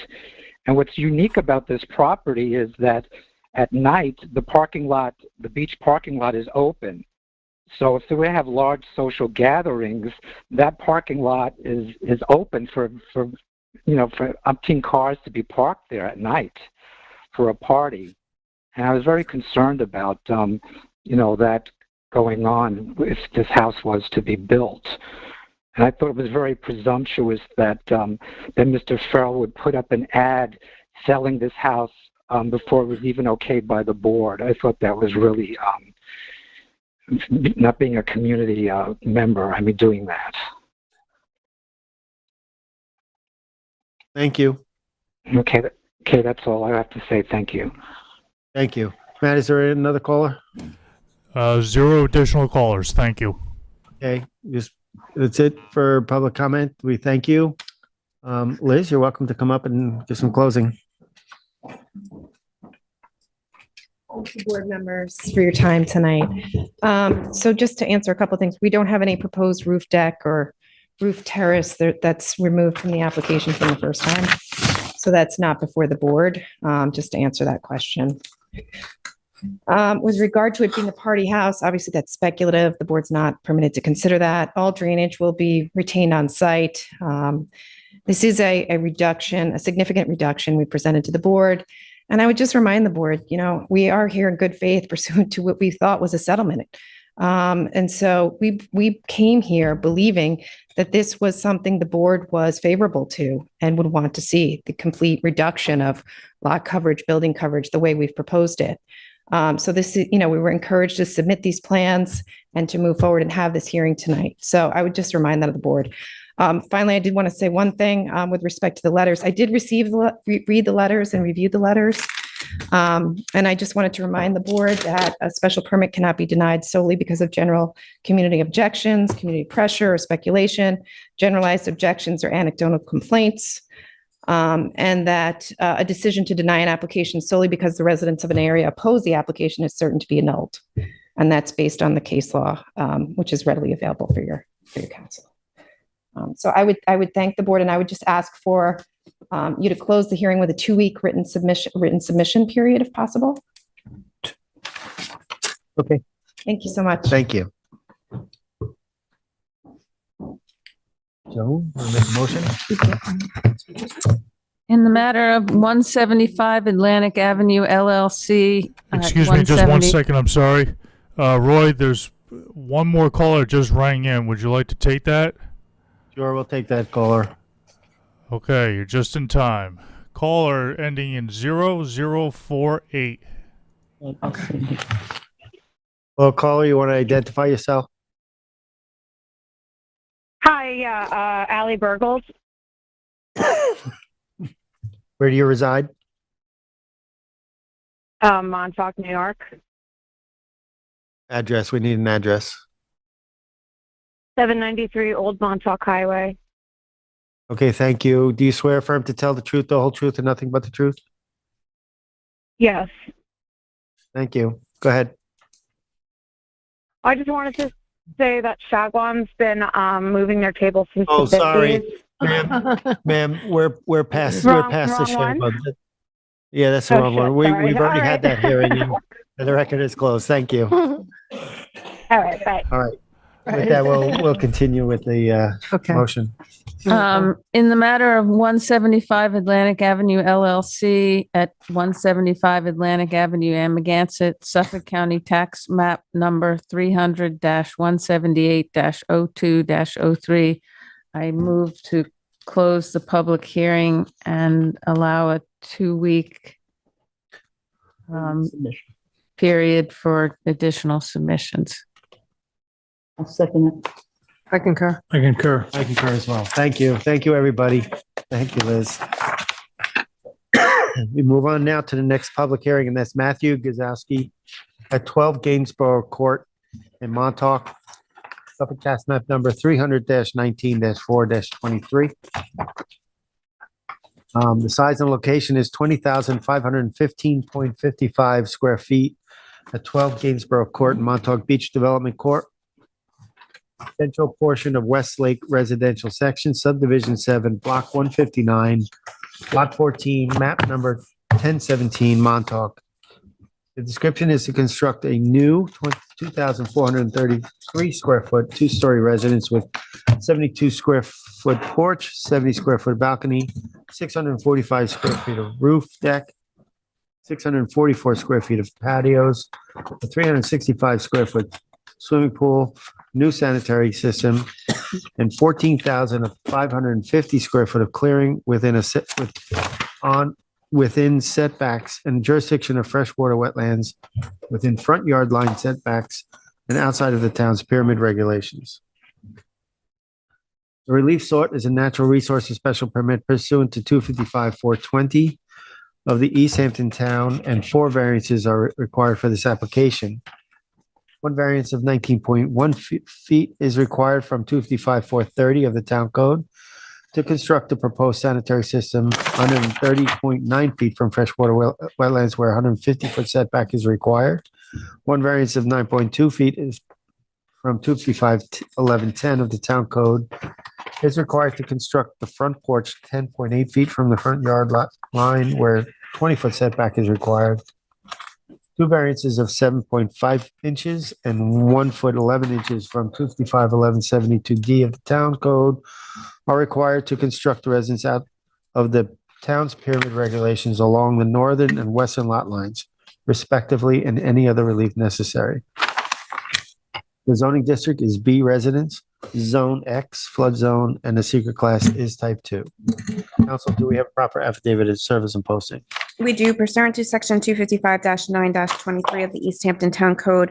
We do have a posting that was done on November 25th, 2022, and certified mailings that were completed on November 23rd, 2022, 10 days prior to tonight's hearing. Thank you. Whose report is this? Thank you. Go ahead, Terry. Okay, this is an unimproved lot, so you're going to see a lot of shrubbery. But this is the posting. It was properly posted at the property. This is a shot now to the left of the proposed building, neighbor to the left. The applicant is 12 Gainsborough Court, and that house there is 16. Next, this is a shot in the other direction on Gainsborough Court also, and that is house number 8, I believe. Next. Now I'm standing, I was trying to get more shots into the shrubbery, but there was no defined path at all to get into it. So I just took this sort of from the number 8 Gainsborough side and shot into the property. It is totally covered with vegetation. Next. Where am I now? I can tell. I believe this is the house across the street. And do the next one, Tyler. Sure. This is the house across the street, directly from it, and also a lot of shrubbery. There are many areas around here where there are community preserves and nature preserves, so you'll see a lot of unimproved portions. And one before it, I think it was again to the house to the north. Yeah, to the north. It kind of curves around, so it's north. It would have been a little northeasterly. Next. This is a shot up toward the end of Gainsborough Court. You may recall we had some recent applications down at the end. This ends in a cul-de-sac. Oh no, I'm sorry. This is the Greenwich Street side of it, though. Right up at the beginning of Gainsborough Court is South Greenwich Street intersection. And next, you'll see the other end. Well, maybe not. This is again a shot of 16 Gainsborough Court in the direction of, if you look at the survey where the wetlands are, the wetlands seem to cover a portion of a number of different properties there. Next. Now we're looking at the other end of Gainsborough Court toward the cul-de-sac. And again, you can see a lot of houses, a lot of shrubbery, not that many houses. Next. Okay, now there is a letter that we got. We had a few letters of submission from neighbors in this. Now I'm at the other street, Gloucester, and this house here is one of the neighbors that wrote in about the house. And you could see they share this back part of the property. They don't share the property, but they share portions of the wetland and the shrubbery that is back there. There's an extensive culvert and water system that runs down to Lake Montauk, and this Gainsborough Court is really only about a block and a half, 2 blocks west of the shore of Lake Montauk. And now the house in the corner there is the yellow house that I showed you in an earlier photo, which would have been 8 Gainsborough Court, just to give you an idea of feel for where they relate to each other. And I think that might be it. Yeah. Thank you. Hi, Lori.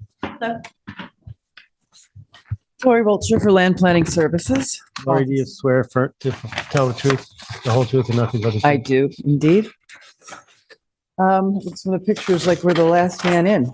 Looks like everyone around is developed already. You're the last one, but it's just the beginning of our agenda for the evening. So in response to the draft TAM dated September 6th, the project was revised by redrawing the clearing line. 14,505 square feet of clearing was originally proposed, and this has been reduced by 4,700 square feet, and now only 9,800 square feet of clearing is proposed on this 20,500 square foot lot. So less than half of the property would be cleared. This now creates an 86-foot wetland buffer, and this can be seen on the Walsh survey, last revised on September 27th, 2022. So make sure that's the survey that you're looking at. It is. Great. This one, no. There is also a 50-foot scenic easement proposed to protect the wetlands. I will note that on the New York State DEC Environmental Resource Mapper, this parcel is not within their freshwater wetlands jurisdiction, and therefore we have not applied to that agency. None of the structures proposed in this application require wetland setback variances, except for the IAOWTS sanitary system, which will be 31 feet from the wetlands, requiring a variance. But as the TAM points out, this sanitary system is located in the best location available on the property. It is the furthest from the wetlands.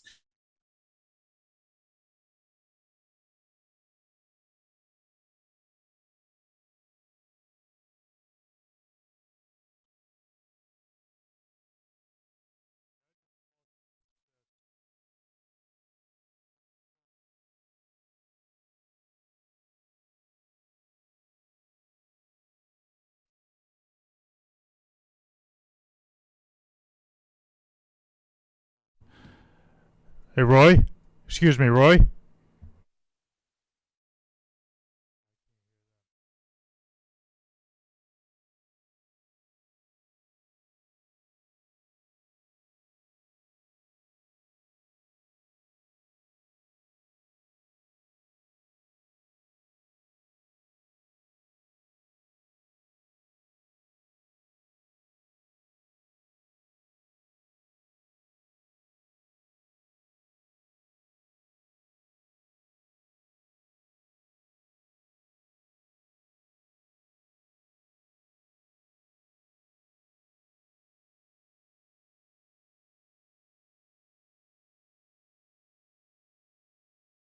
In nature, they are not even 10 feet of pyramid variance. Some of them are barely several inches. And it also has to do with the shape of the house, which is a contemporary flat roof structure. So we don't have gables to eliminate the pyramid variances. So the hardship in designing improvements Hello, in this lot. ZBA. I apologize for the momentary interruption. We just wanted to let you know that we lost internet signal from the town for about 30 seconds or so. Aside from that, everything else is still operating, and the broadcast was going. But we just wanted to let that be noted for the record. Thank you very much. Should I back up 30 seconds? Yeah. If you can back up 30 seconds, that's appreciated. But it's still been going on as much as we can. So if All you're right, very good at doing that, I'll just we appreciate it. reread a paragraph that probably took 30 seconds. There are also Fantastic. several very minor dimensional variances required for the project, namely 9.2 feet for the front porch. And while the TAM says this variance could be eliminated by making it a 4-foot by 4-foot porch, it also states that the code encourages reduced setbacks in order to reduce overall impacts on natural features. Tyler mentioned to Gene in my office that he did not think the porch was a big deal and to just leave it as proposed. So the hardship with designing improvements on this lot is the circumference of the building envelope based on the location of the wetlands. The resulting 2,400 square foot house is not out of character with the neighborhood at all and is not an excessive size for a couple, their grown children and grandchildren to occupy at times over the holidays and during the summer. The lot coverage allowed on this parcel is 4,100 square feet, but only 1,400 square feet of roofed coverage is proposed.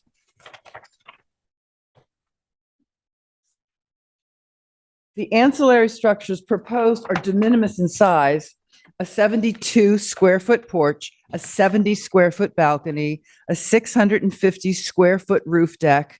The railing does not impede the pyramid line. A 644 square feet of patios and a 365 square foot swimming pool. All very small considering what a normal pool would be, 800 square feet. So total lot coverage permitted is 10,258 square feet, where only 2,677 square feet is proposed. So roughly a quarter of what's allowed is proposed on this site at this time. The mitigation proposed, such as the 50-foot scenic easement, gutters, leaders, and dry wells, sediment control fencing, water pervious driveway, and the IAOWT sanitary system will adequately protect the wetlands on the adjacent property. Overall, this is a modest project and does its best to meet the parameters of the code while allowing reasonable use of the property by the owners and their family. I will make myself available for questions. Do you have any questions?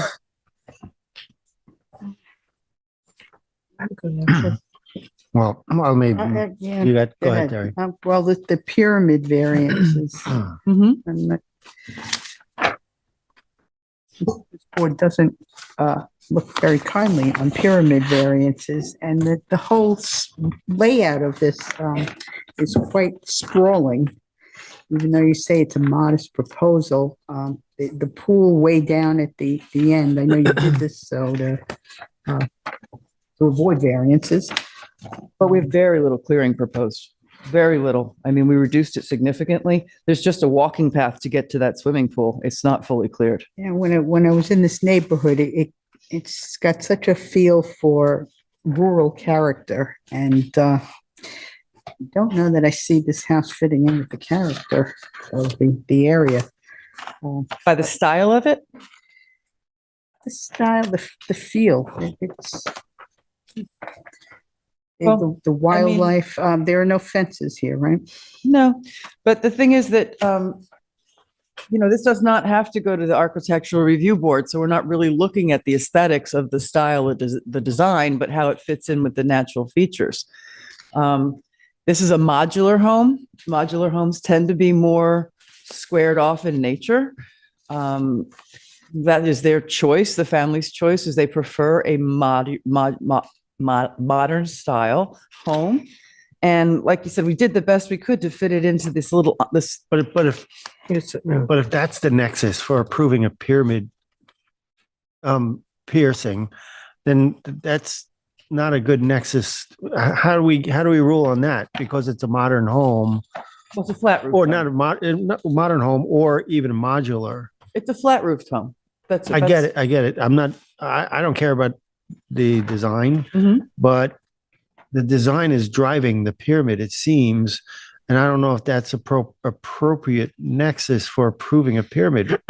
Very insignificant. We've got 5 feet on one side, 7 feet 5 on the other, and then inches 1.11 inches, 1 foot 11 inches, and 11.25 inches.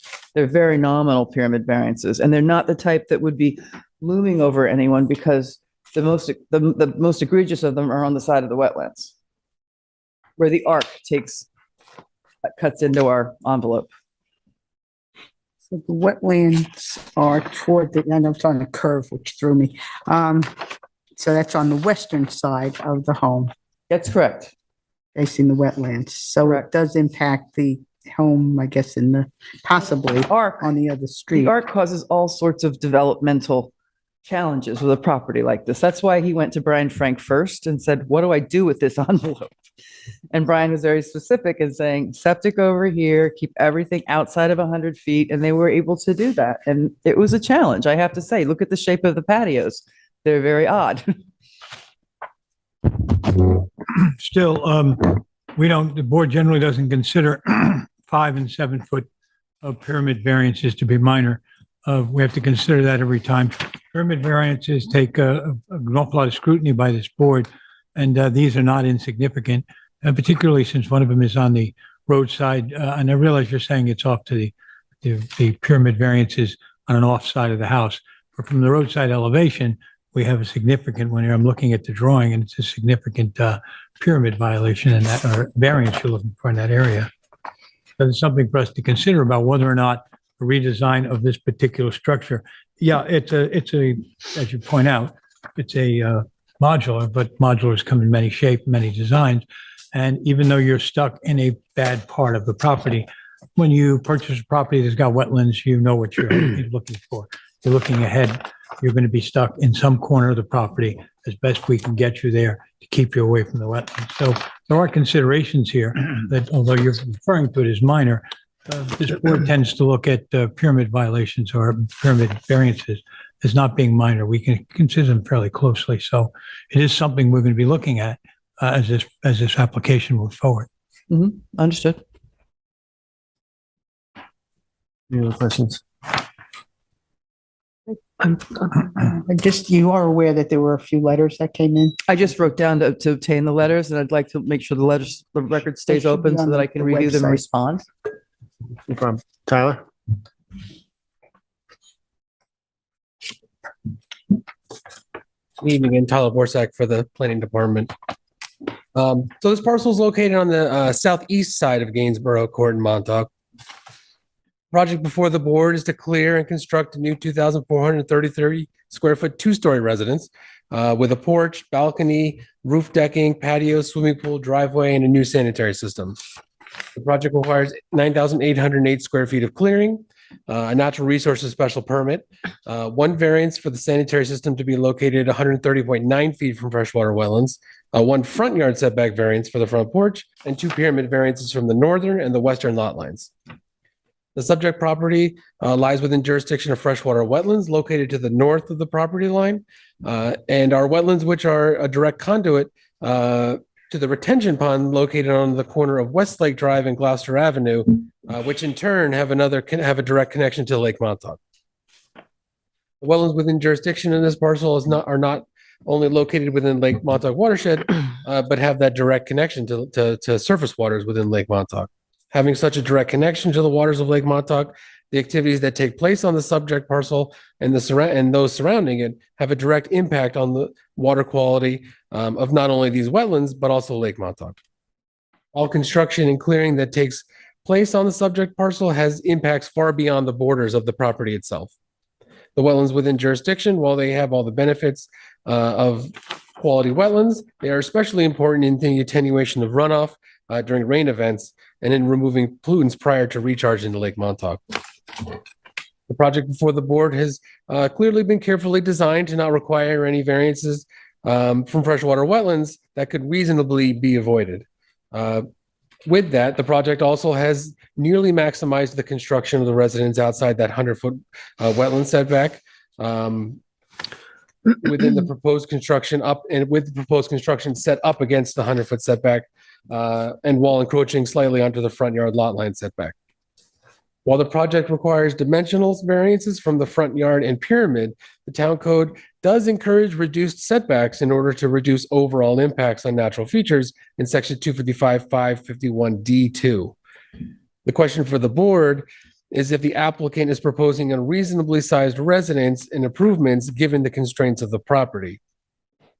It is a 2,433 square foot residence, swimming pool, associated structures, and 9,800 square feet of clearing appropriate given the constraints of the parcel, and is the front yard setback for the porch justified to reduce those impacts? Front yard lot line setback variance certainly has the potential to impact the character of the neighborhood and may not meet the variance standards. Additionally, the applicants had proposed to clear nearly the maximum allowable with 14,505 square feet, or 15,128 is the maximum allowable. But that amount of clearing was reduced after the planning department's assessment was received. And they are now proposing a 75-foot buffer to the wetlands versus the 50 feet, which was previously proposed. Finally, the swimming pool is located fairly far from the rest of the proposed development, while still located against the 100-foot setbacks so as to not require any variances, which creates a sprawling layout for the proposed improvements. These design choices should be discussed and determined if the project is the best possible solution to fit the applicant's needs, while also minimizing impacts on the surrounding wetlands.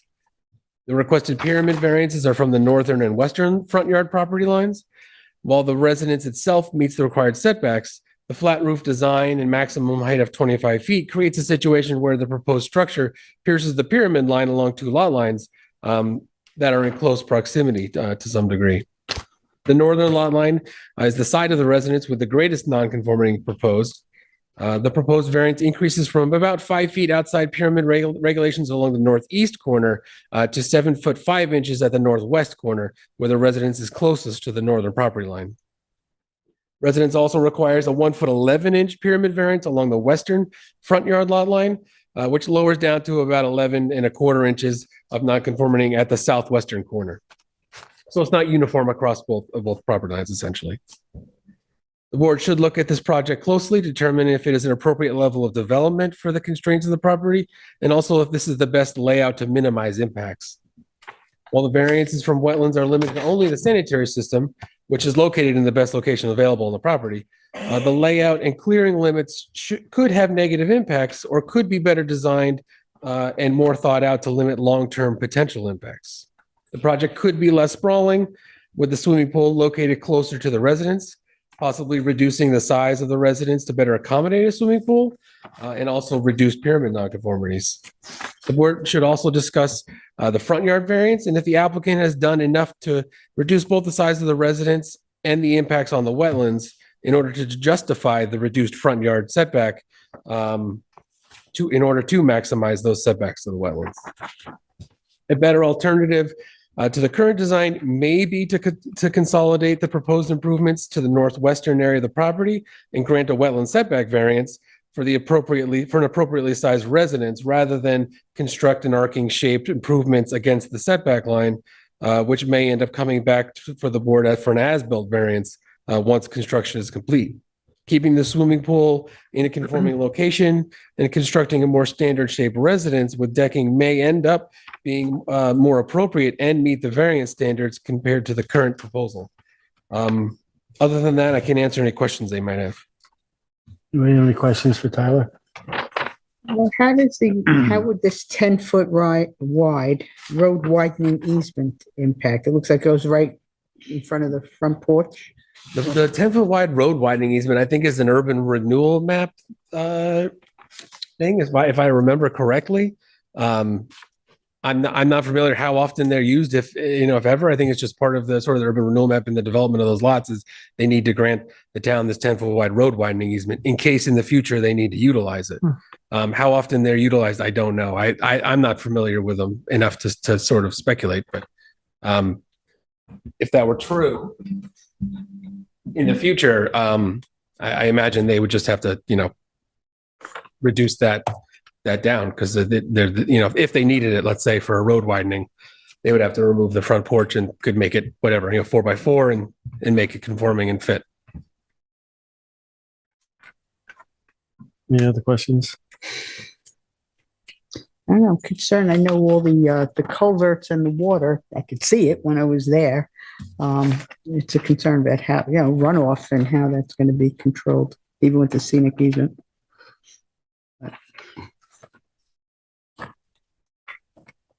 Is that a question? Is that a question? Maybe. Well, I don't see like dry wells on this survey, and I don't know what the plan is for controlling the runoff. And Well, I mean, one of the project mitigations that we always include, but we could include in this as well, is leaders and gutters to dry wells, appropriately sized. Whether they show them on the survey or not, they don't always. I mean, I don't hold that against people, but I don't think it would be difficult to put dry wells in an appropriate location, on this property. How would that be designed? Would be by your approval, if there was an approval on the project? Yeah, sometimes, you could certainly require an updated survey locating them, or you can set a certain setback. They're showing a clearing of 75 feet, so they wouldn't be any closer than 75 feet to the wetlands, and that would certainly be, I think, an appropriate, distance in and of that self. So I guess there's a number of ways, that it could be accomplished. But certainly the clearing being 75 feet automatically sort of says it's going to be in one of those locations that's cleared, but not inside the, 75-foot buffer. All right. So all of this land in this area is part of the Lake Montauk watershed, and this water is moving directly down into the catch basin that exists on the corner. Exactly. Yeah. I mean, this whole property essentially goes down towards the wetlands, and then that flows over towards the retention pond, which is then a direct connection straight to Lake Montauk. Right. Under the road. Thank you. Thank you. Is there any comment from the public this evening? Jameson? Oh, you, Jameson. Hey, everyone. Good evening, Chairman, members of the board. Jameson McWilliams from Crouch McWilliams Law Group at 10 Pantico Road here in East Hampton.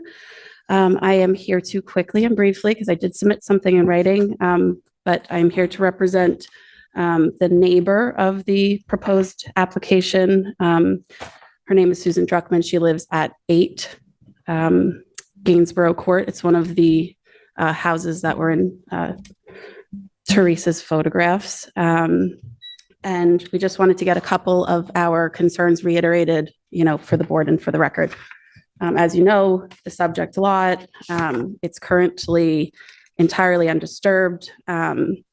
It is extremely constrained, as the entire lot is within the NRSP jurisdiction of that wetland, except this tiny little triangular piece right here. You guys know, but outside of the 150 is just this tiny little piece. So there were probably many difficulties in situating anything on this property.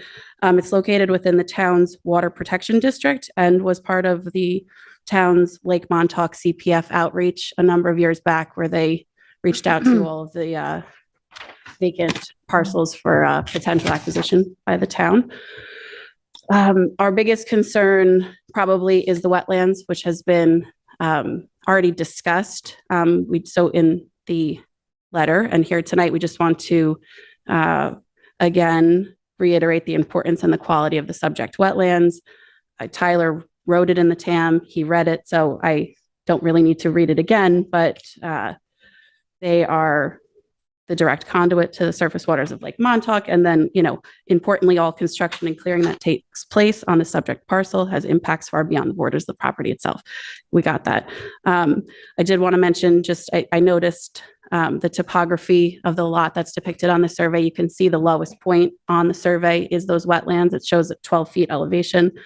It's a few feet higher at where the proposed house is. So, it also just seems like the topography is naturally, allowing for the water to run in that direction. The variance relief, like was raised earlier, our position is that a few of the variances do seem significant. The 9.2 foot variance for the front porch where the 20-foot setback is required, as well as the 2 pyramid variances are our primary concern. The IA system less so. In considering the variance factors, the 255, 8, 50, D3, the front yard setback variance and the pyramid variances should be of particular concern, as they will cause a significant undesirable change in the character of the neighborhood. The requested 7-foot 5-inch variance in the northwest corner is, when you're looking at the house, is the front left-hand corner, and the height, piercing that pyramid in that location, coupled with the proposed almost 50% setback reduction from the front yard line, will inevitably create a house that would loom over Gainsborough Court. Keep in mind that there's a roof deck. Even though it has the glass enclosure, when that's in use, that will visually impact, the height as well. We submit that the proposed architecture and the presence of the roof deck itself appear to be out of character in the neighborhood. There are no other houses that are situated 10 feet from the property line in the neighborhood. In fact, they appear to be set back well beyond even the zoning requirements, in particular the 2, my client's lot and the subject, the lot on the other side of the subject parcel. And, when we're looking at the character of the neighborhood and granting variances of this degree, we want to also consider that granting these can open the door for other properties in the neighborhood requesting similar relief, which will permanently change the overall character of the neighborhood if every house is 10 foot off the line and piercing the pyramid in every direction. We think that, this can be achieved by more method feasible to the applicant. It's in the TAM, make it smaller, move it closer. The NRSP relief, the same thing. I know that Tyler in his TAM says that in certain circumstances, this board could relax the setbacks, but I think that has to be weighed with the additional requirement in the NRSP in 255, 551D, where it suggests that alternative reasonable uses of the property are determined not to exist, and alternative designs entailing smaller buildings or structures. We have to, if there have been no alternative designs yet considered here, obviously a 1-story home would not pierce the pyramid. A smaller home would not, require that relief. And I did want to mention too, in my research, it does look like the proposed parking would be insufficient. The town code does require 2 spots for a single family dwelling. And the calculation of the spots is 10 feet wide by 18 feet long each spot. So it's not, the total isn't on there, but if the line of the house is only 15 feet back, then there's no way that that's 20 feet wide. And again, and this is sort of to the point of the 10-foot road widening easement, I would suggest that the board ask the town attorney's office to confirm if a required parking area, you can consider half of that that's already substandard to be a portion of an easement, because if and when that were ever, opened and paved, there would be a real issue, I think, in the parking and then also the front porch of this property. And then finally, it's mentioned again in the TAM, the sprawl of the pool being significantly, I think it's probably close to 100 feet. It's not on there, maybe 75 feet from the house to the pool. So we suggest also and ask that the board, take Tyler's suggestions into consideration, that the pool might be located closer to the house.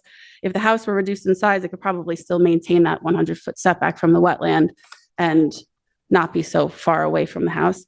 And one thing that Tyler mentioned in discussion of the other application, which I wanted to raise here then too, is that the clearing line, especially at the pool, is very close to that proposed disturbance, so that, some of this proposed vegetation would probably be disturbed in the construction of the house. And then I didn't see in the plan, so I just wanted to make note, if the separation to groundwater from the proposed pool was ever addressed. I looked online, I only saw the building plans. I didn't see anything more specific than that. So that is what I have. There was another letter there's probably other letters from other neighbors. There was another neighbor that asked also just to mention their names and their concerns, but I think you have the letter, so I don't want to get into it, but the selling family. We got there. Okay, We got there. good. Thank you, everyone. Thank you. Anybody else in the public want to speak?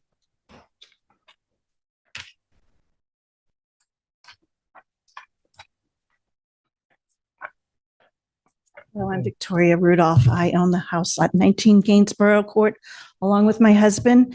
We are across the street from the Do you property. swear affirm to tell the truth, the whole truth, and nothing but the truth? Right.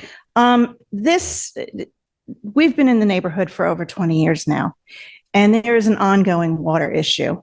Granted, the town has made somewhat amendments and improvements to help with that water drainage. We have a lot of water that seems to be running not only down David's Run, which comes from the top of the hill up by the golf course, but we also have low-lying areas that kind of feed directly right into this particular piece of property. You could probably go there tomorrow if there's a significant rainfall tonight, and you'll see standing water. There are 2 dry wells located right on that curve right there. There's one right to the northwest corner of the property on one side, and then there's one on my side of the property that's more or less towards my driveway.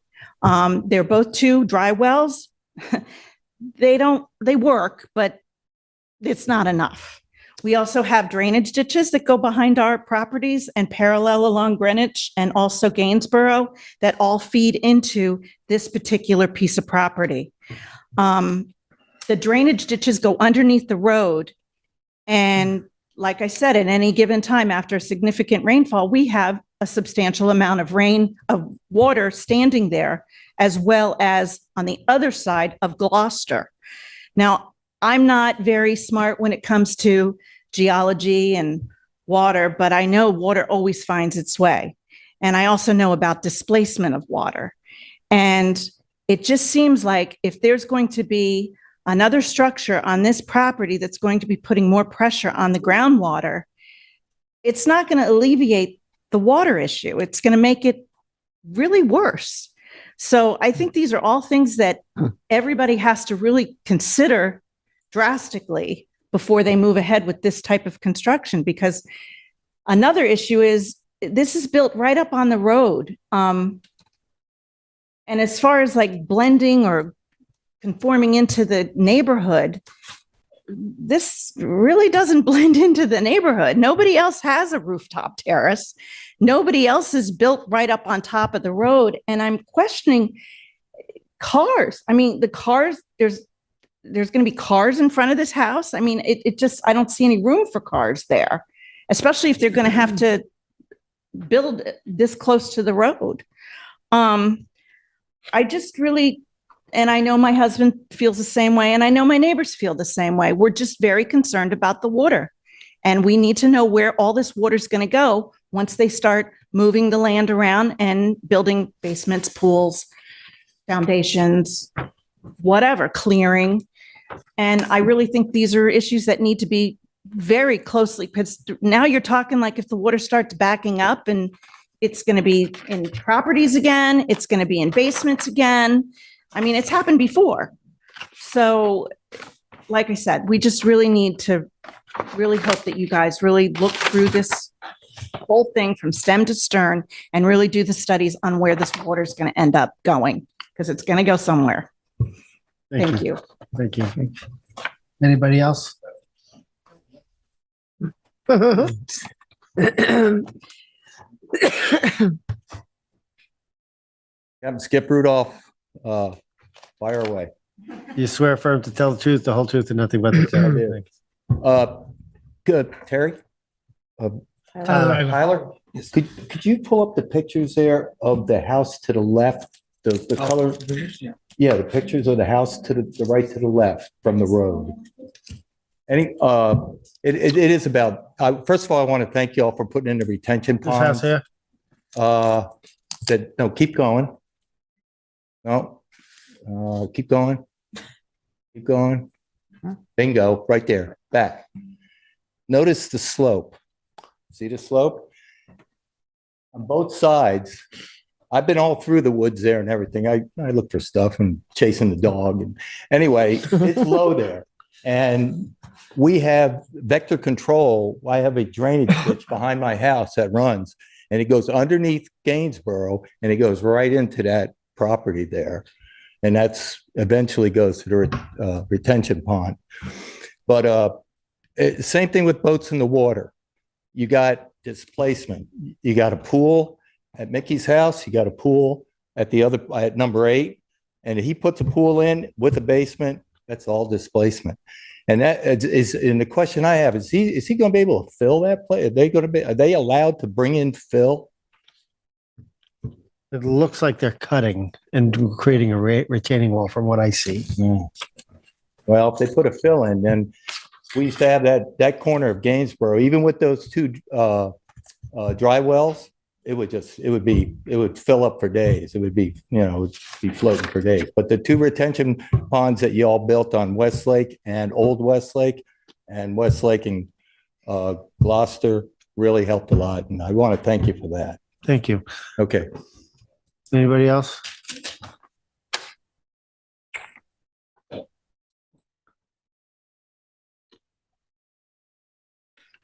I'm at 16 Gainsborough. Your name?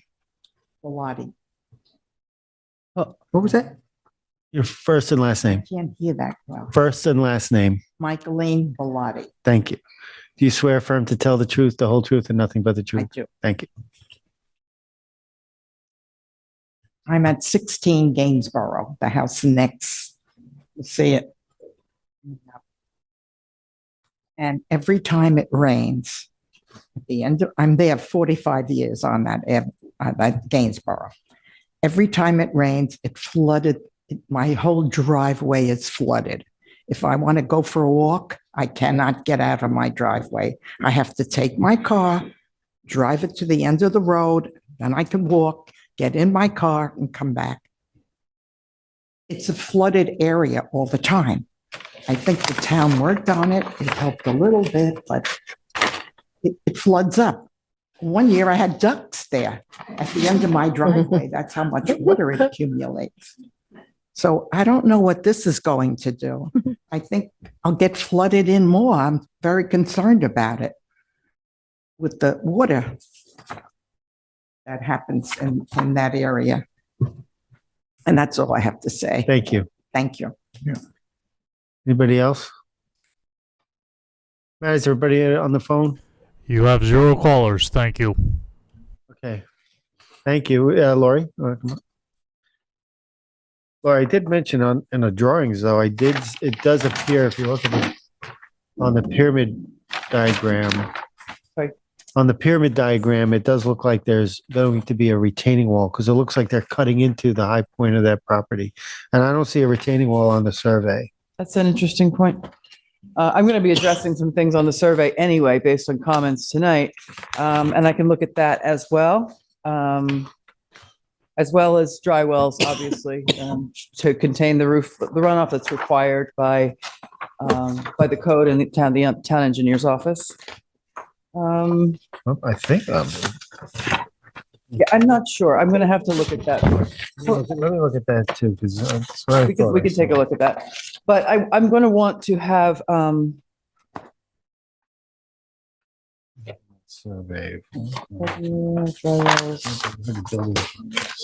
Yeah, so I'm going to need time to review those letters, to discuss this matter with my client, and then to do some, I believe, subtle redesign and survey revisions. So we're going to need probably, I'm going to say 4 weeks, but we'll ask for more if we need it.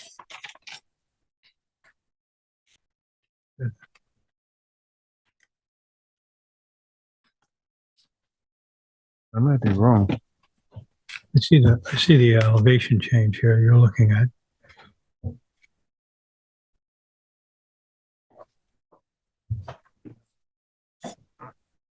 It's a previous application. Now I got, I know, it's getting late. Yeah, the application's confused.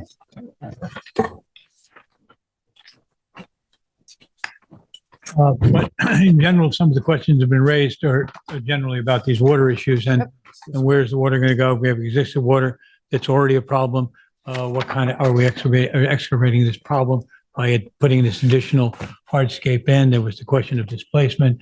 And then where's the water going to go? How much drainage is going in here?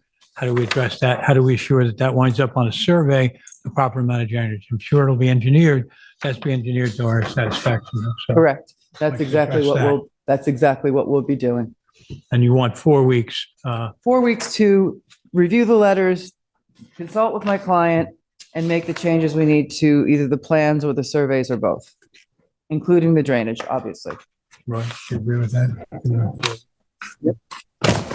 I don't see any problem with it. I mean, because we obviously want to get as much information in here, particularly if there's going to be any accommodations to some of the conversation tonight that'll, either satisfy or us and or the public. Lori, just a point of clarification. The drawings that I first pulled up was 8/16/21, but I think they've been superseded by 4/8/22, which I don't see the retaining wall on there. Okay, sorry. Great, thank you. That's it? That's it. So we're gonna close it and hold it open for 4 weeks? Yep. I mean, not Can you close it. just tell us We're not what gonna we're- close it. We're gonna hold it open for 4 weeks. The record. Right. So did I hear you say you're going to look into redesigning the project? Possibly. I haven't read letters yet, so I need to do that. And No, I consult- only ask because would that need another hearing or continuation, or how would we handle that? Leave the, Well, we leave the could just record leave the open. record Unless it's substantial. And Are there any I think 4 weeks substantial is changes? reasonable, considering we're going into a holiday season. That's true, but I mean, Today's the 6th. well, let's go with 4, and if I need more time, I'll. Okay. ask for it. Okay. Okay. And at this point, though, we're not exactly sure what you're coming back with, because after you confer with your client, Right. there possibly may be a home redesign in here. There's a designer architect, Yeah. but I still don't even know what the Continuation. comments are, all the comments. Yeah, are. of course you do. But I'm saying, well, what we're looking for in the future then was minimally a discussion of the engineering and water engineering in this case. But you might be coming back with us with more than that, because you might be looking at other design feature changes here Correct. to accommodate some of the questions raised tonight and also raised by the public. And letters, yep. That's a fair assessment. Yep. Thank you. Make a motion. Okay. Yeah, for the application then of Matthew Gazowski, 12 Gainsborough Court in Montauk, Suffolk County Tax Map 300-019-04-23. I'm sorry. The town built drainage going down to the end of Westlake where all the water collects. What's going to happen to that? It's right along that property. We don't, that's beyond what I think What we're, happens if you build there? It's going to stop it. That, I'm concerned about that. Where does that water go? One of the things we'll be looking for in the resubmission by the applicant is addressing questions of water flow and how it might be dispersed and or caught. So there's some engineered solutions. Some of them may be being part of a future waterway. Good. But I But forgot those are to the mention- questions, your questions are our questions as well. And the applicant has decided in 4 weeks, giving him 4 weeks' It's time, they can get back to alongside. us. It's right between us. I understand. It's a real concern. We know the area well. We see quite a few properties there.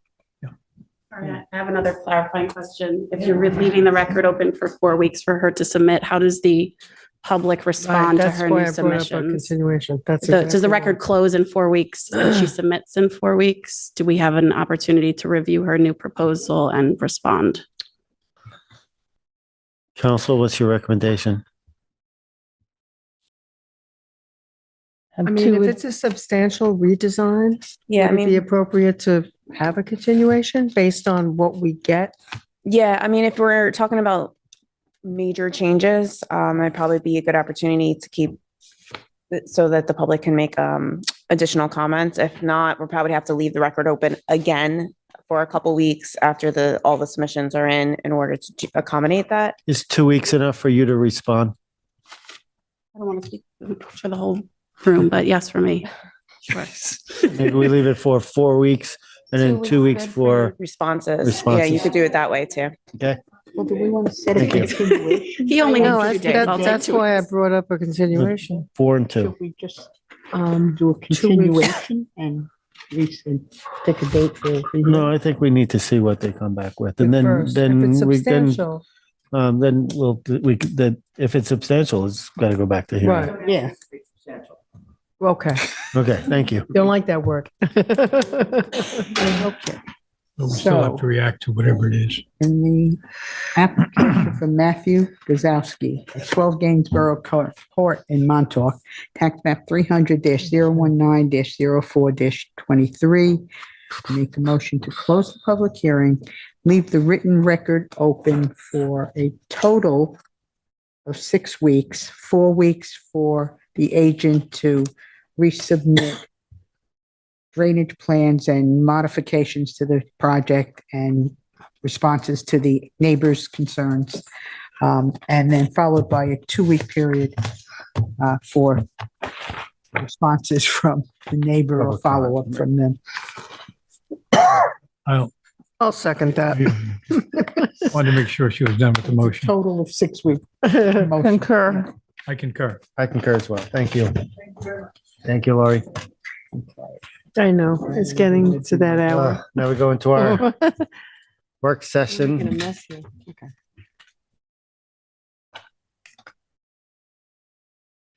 Can you take a 5-minute break? Sure. Thank We're you. going to take a 5-minute recess. You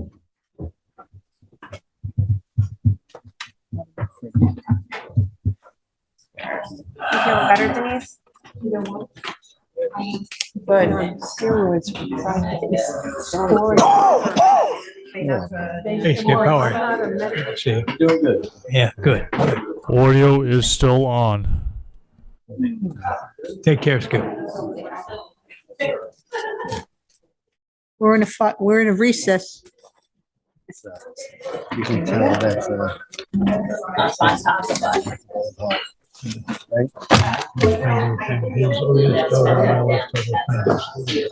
Over the years, came on the land.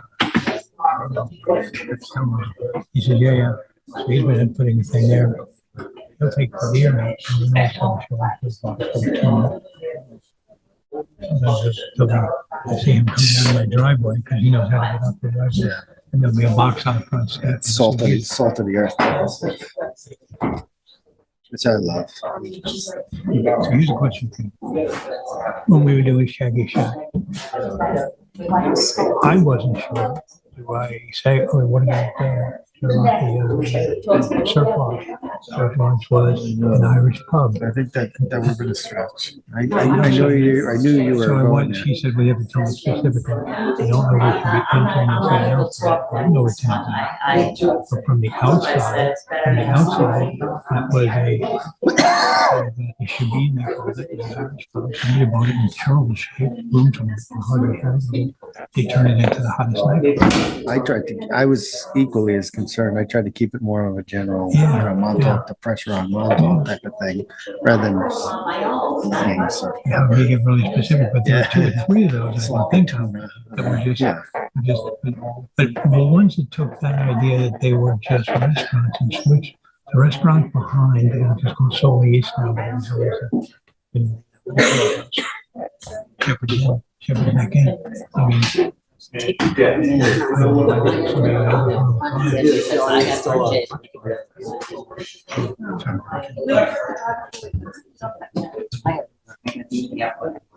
okay, let's see what we have coming up.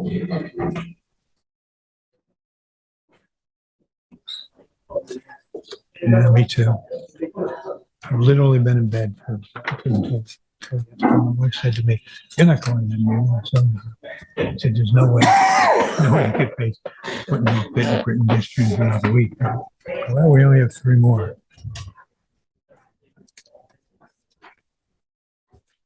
Huh? Yeah, I know that. I see. We just said that. That's what we were all talking about. Yeah. Thank you. No, I don't think so, but.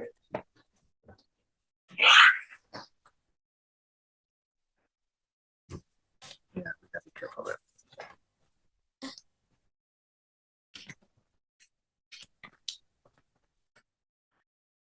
Okay, let's see what we have here.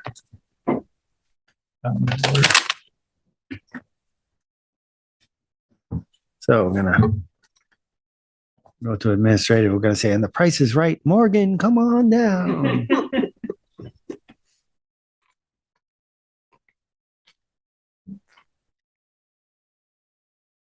Actually, I want to get some water.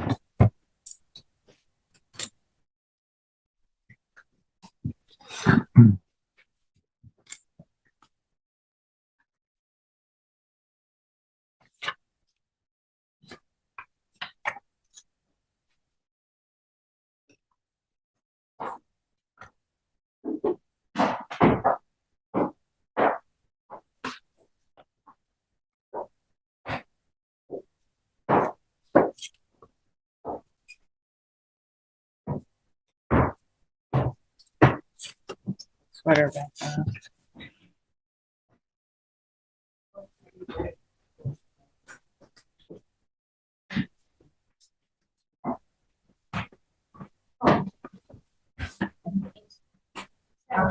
Is that your receipt?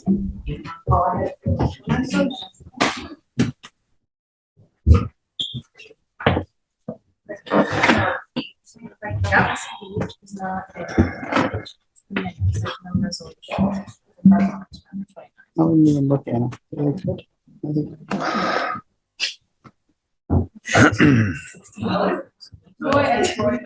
So, yeah, it was missing. Yeah. Yeah, and you gave me another copy and it was missing.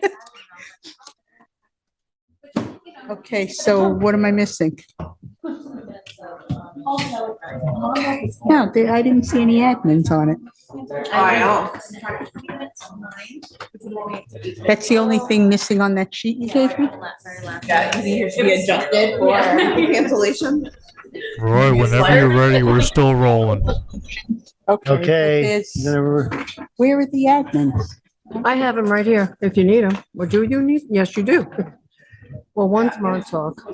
Yeah, and Cranberry Hill Road. she's missing more than that. Oh, Page 5. oh, I don't know. 6. What's on All right, page what 7? time is it? It's on page 7, about midnight. Oh, oh boy. Okay. Well, Laura, I 9 said o'clock, not we bad. would finish the last hearing by 8:30, didn't I?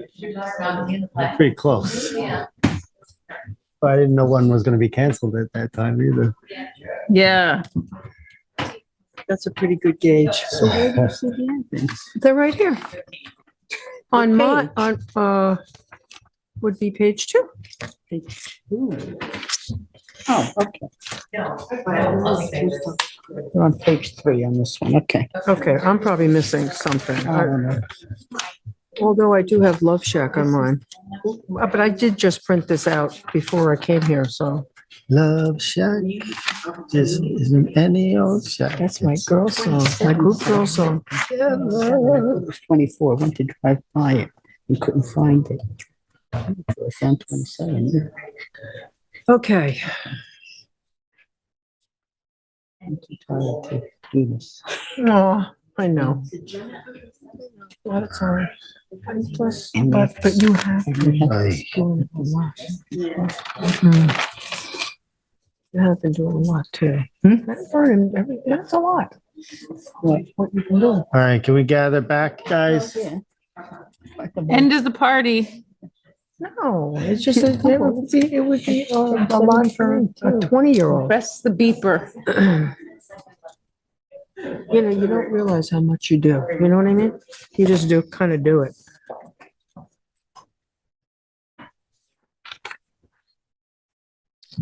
Oh, this is. Okay, everybody, we're Going to enter our work session at this point. We've got 3 administrative applications. The first one is Charles Lima Property Group LLC, 27 South Fulton Street, Montauk, Suffolk, tax map number 300-28-8-7.1. And that's to construct an 800 square foot swimming pool with retaining wall, fencing, pool equipment, and approximately 2,153 square foot of decking within jurisdiction of freshwater wetlands. And we'd like to introduce our debut of the evening, Morgan, if she's going to be presenting. I'm handling this. Are you doing this one, Tyler? No, this is she's doing the extensions of time. Yeah. Oh, there you go. That's right. Oh, you're still doing it. This one's mine. So this is a swimming pool. It's within jurisdiction, right up against the jurisdiction, the setback line from wetlands. There's 2 wetlands near the property, one to the south, and then one over to the west. The one to the west actually connects to surface waters, but both are right around 100 feet from the edge of the proposed construction. It's a fairly standard sized swimming pool with some decking around it and a little bit of decking on the back of this house. There's a lot of topography on this lot. The high point is behind here. So really the property is sloping towards the road from where the swimming pool is. So the impacts on wetlands should be fairly minimal. They will have to do a little bit of clearing, but again, they're all sort of on the other side of the hill comparatively to where the wetlands are. So we felt comfortable bringing this for administrative since it's fairly low impact. Now, this is right on South Fulton and South Forest. Okay. I went to look at 24. I couldn't find it, but it's 27. Okay. Pull the aerial if you want to see it. This is not an area that has many pools. Yeah, that would be my question. Is this part of Country Club Estates still? No, it might not be. It is. Yes, it's part of that subdivision.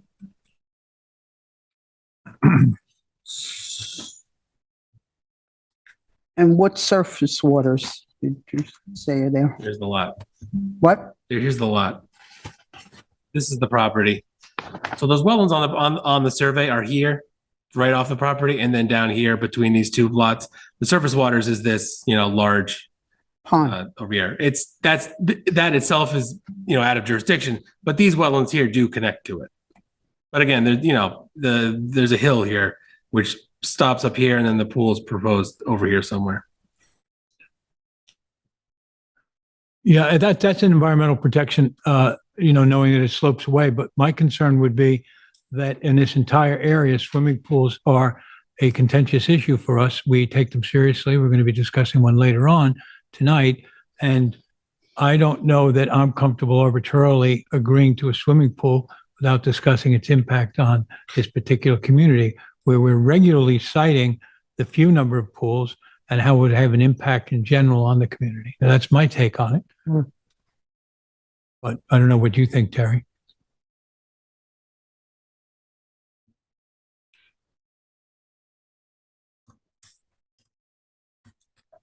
Well, I feel the same way. I mean, this is, that's a little farther down the area, but I'm wondering if we should have a hearing on this. Roy, what do you think? I don't know. Typically, we look at.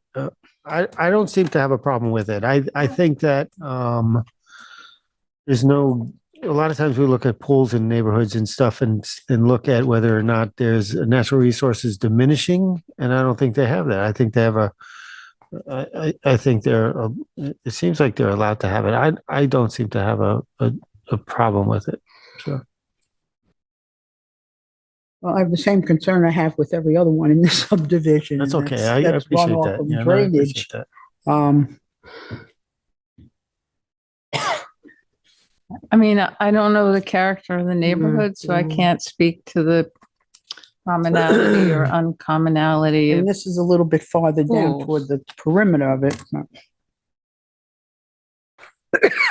I didn't visit the site, so Yeah, I'm not familiar with it. I'm really not familiar with Like the- Joan, I'm not familiar. Does it have to be unanimous? I mean, I don't have a problem going to public hearing Well, if that's let me what you think want. about this. We do have some others in the subdivision that did have I guess, administrative NRSPs. So maybe I am okay with this one. Any issues at all, though? Have we had other administrative NRSPs granted for swimming pools in this area? Country Club? Yeah, I believe they Try and have. do a quick search. There may have been a few.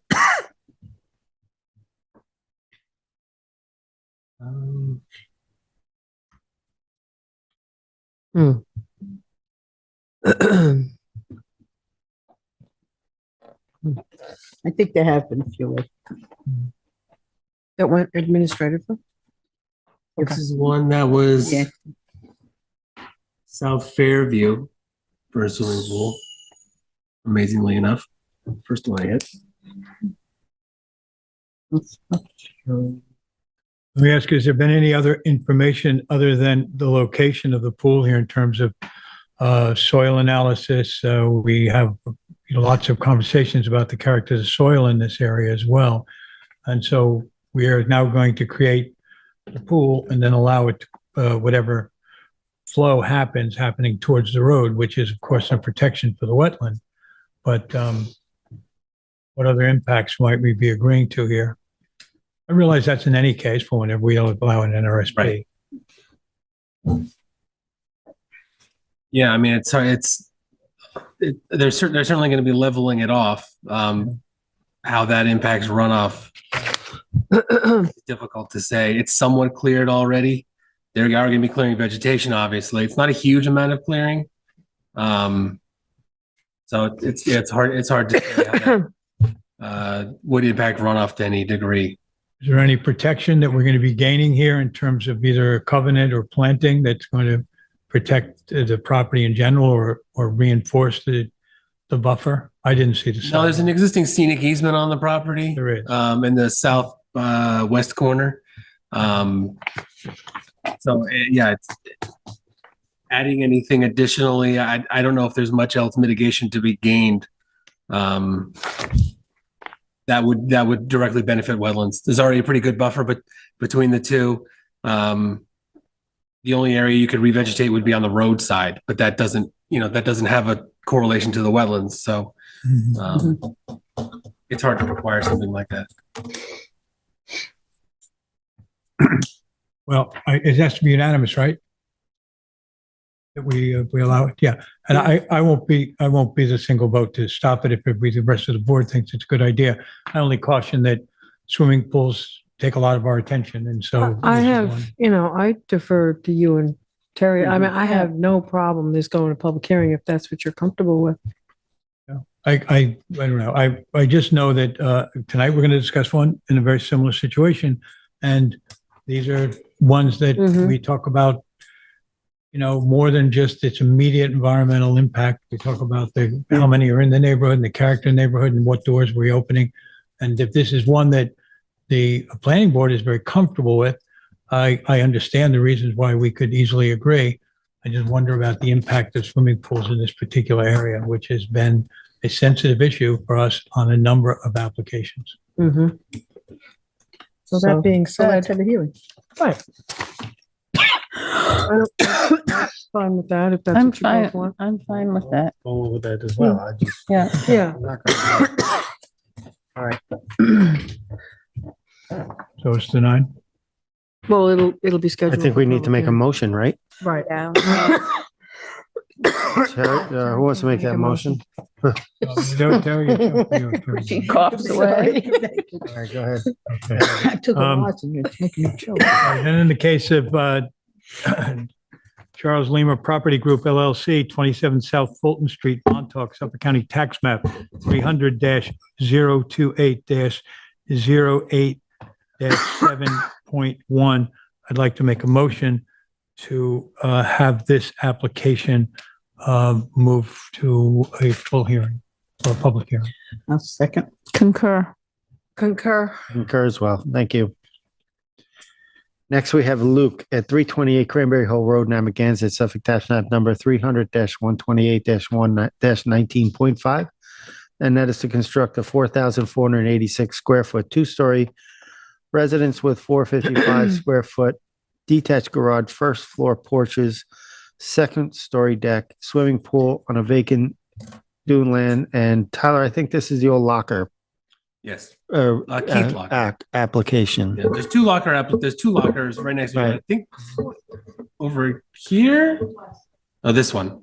This one's Jeffrey. Oh, yeah, it's listed. Jeffrey Locker was here. This one was Keith Locker. That one, and it's very similar. Essentially, we're comparing the two together. The board approved the Keith Locker application for 3,667 square foot residence, 480 square foot garage, swimming pool, 13,277 square feet of clearing, 3731 lot coverage, and 5389 total lot coverage. This application, which is in front of the board now, is a slightly larger residence, but I think it's a full second, it's 2 stories. So it's 4,493.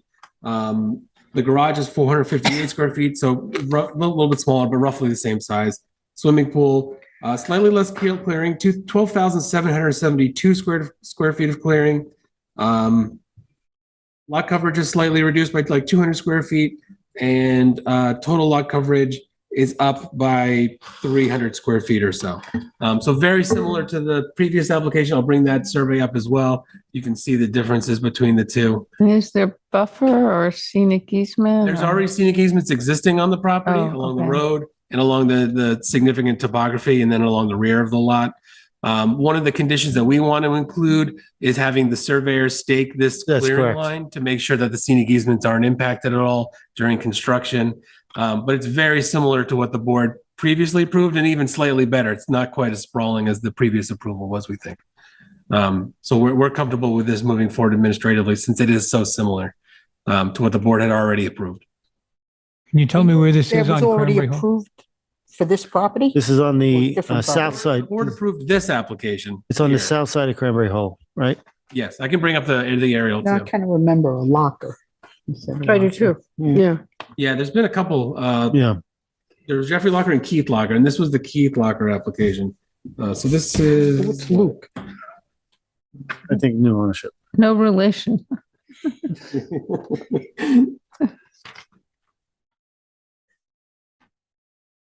But now it's under a different name. Yeah, Luke. So this is the property here. Beautiful Bearberry. Yep. Cranberry land area. Okay, and this is the one that was sharing the driveway? Yes. Was that the yeah. locker This is the thing? drive. Yeah, there's an existing sort of beginning of a driveway on the property now. And the board will have the old application here in front of them for an extension of time in a little bit. But this is obviously separate to that. I mean, I looked at this, I'm okay with it going. Is John good? Yeah, I guess it's just, it gives you pause because of the size of the residence and what we're looking at here. You're mentioning that it's a 2-story, and that counts for some of the net square footage for, GFA, but So you're saying it has a smaller footprint than what we've already approved? Yeah, it's slightly less sprawling. So the other one sort of like, it was a bit strange. It sort of went around the scenic easement and went down. And this one's a little bit more condensed of a footprint. Okay. I'm okay with it. Oh, okay. I'm okay with it too. I'll make a motion Mhm. in the matter of Luke at 328 Cranberry Hole Road, Amagansett, Suffolk County Tax Map Number 300-128-1-19.5. I make a motion to permit the matter to proceed administratively. I'll second it. Concur. Concur. I concur as well. Thank you. Now move on to post-hearing decisions. We have Garrett McGinnis at 142 South Fairview Avenue in Montauk, Suffolk, tax map number 300-28-5-14.1. The size and location is 25,429 square feet at 142 South Fairview Avenue, Montauk Beach Development Corps, subdivision number 3, Eastport Pond Residential, section block 56. PO Lot 5, map number 1013 in Montauk. The description is to construct a new 420 square foot swimming pool with pool equipment, fencing, 30 square feet of outdoor shower and propane tank. Allow the existing clearing to remain and to resource resurface the existing driveway and walkways with pea gravel and to remove and replace the existing railroad tie edging with metal. Relief sought is a natural resources special permit pursuant to 255-420 of the East Hampton Town and any other relief necessary. The zoning district is B Residence Zone X flood zone, and the secret class is type 2. Who did this? Yeah, I did this one. Okay. The hearing date for this one was on October 25th of 2022. The survey date that we were looking at is, where'd it go? February 7th of 2022. And the agent was Tara Burke. I have to say, I struggled with this. I'm still struggling with this one. This is a property. Well, the owners came into possession of this property back in 2021, and there was some changes made, some clearing that the applicant, the new owner, the applicant made at the north, on the western side of the property. And they're proposing the pool along with some changes in the driveway and the pool equipment and an outdoor shower. Now, the latest survey we have, just for reference, does show a shower on the location where actually the pool equipment is proposed to go, and the shower is being proposed to go on the opposite side of the house. And this is an NRSP. The pool is 128 feet from wetlands to the northwest and side of the property, and this property is kind of a pie shape.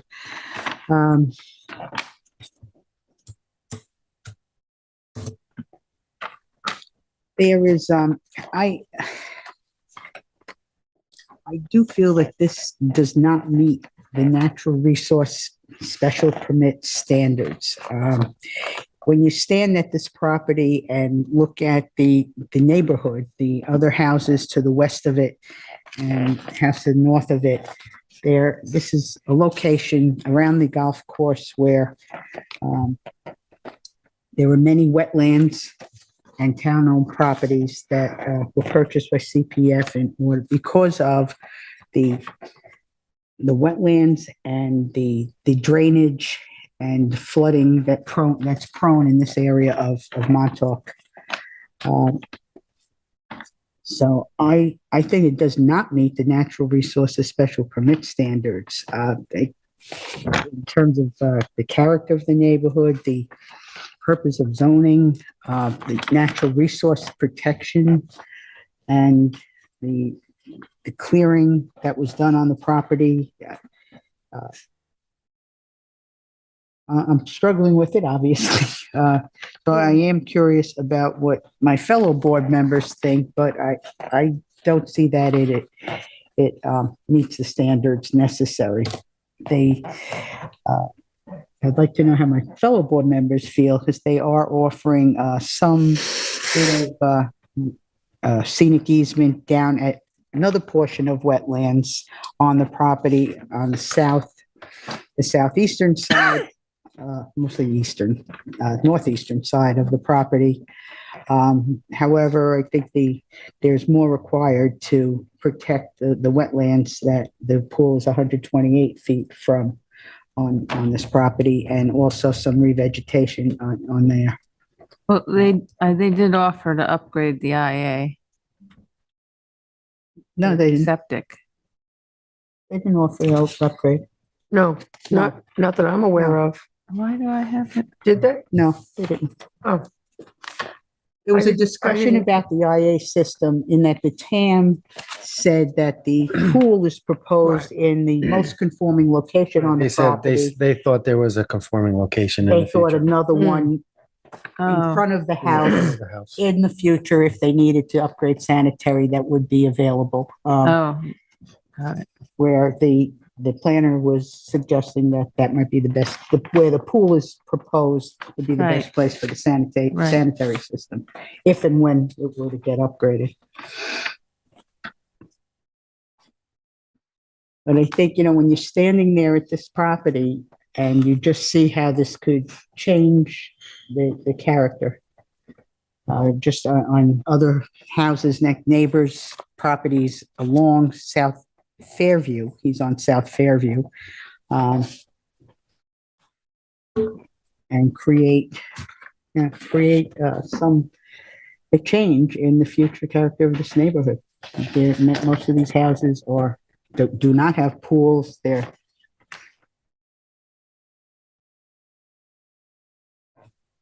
You want somebody else to go ahead to go first and then Sure, let's come see back what to you? Ed wants. How he feels.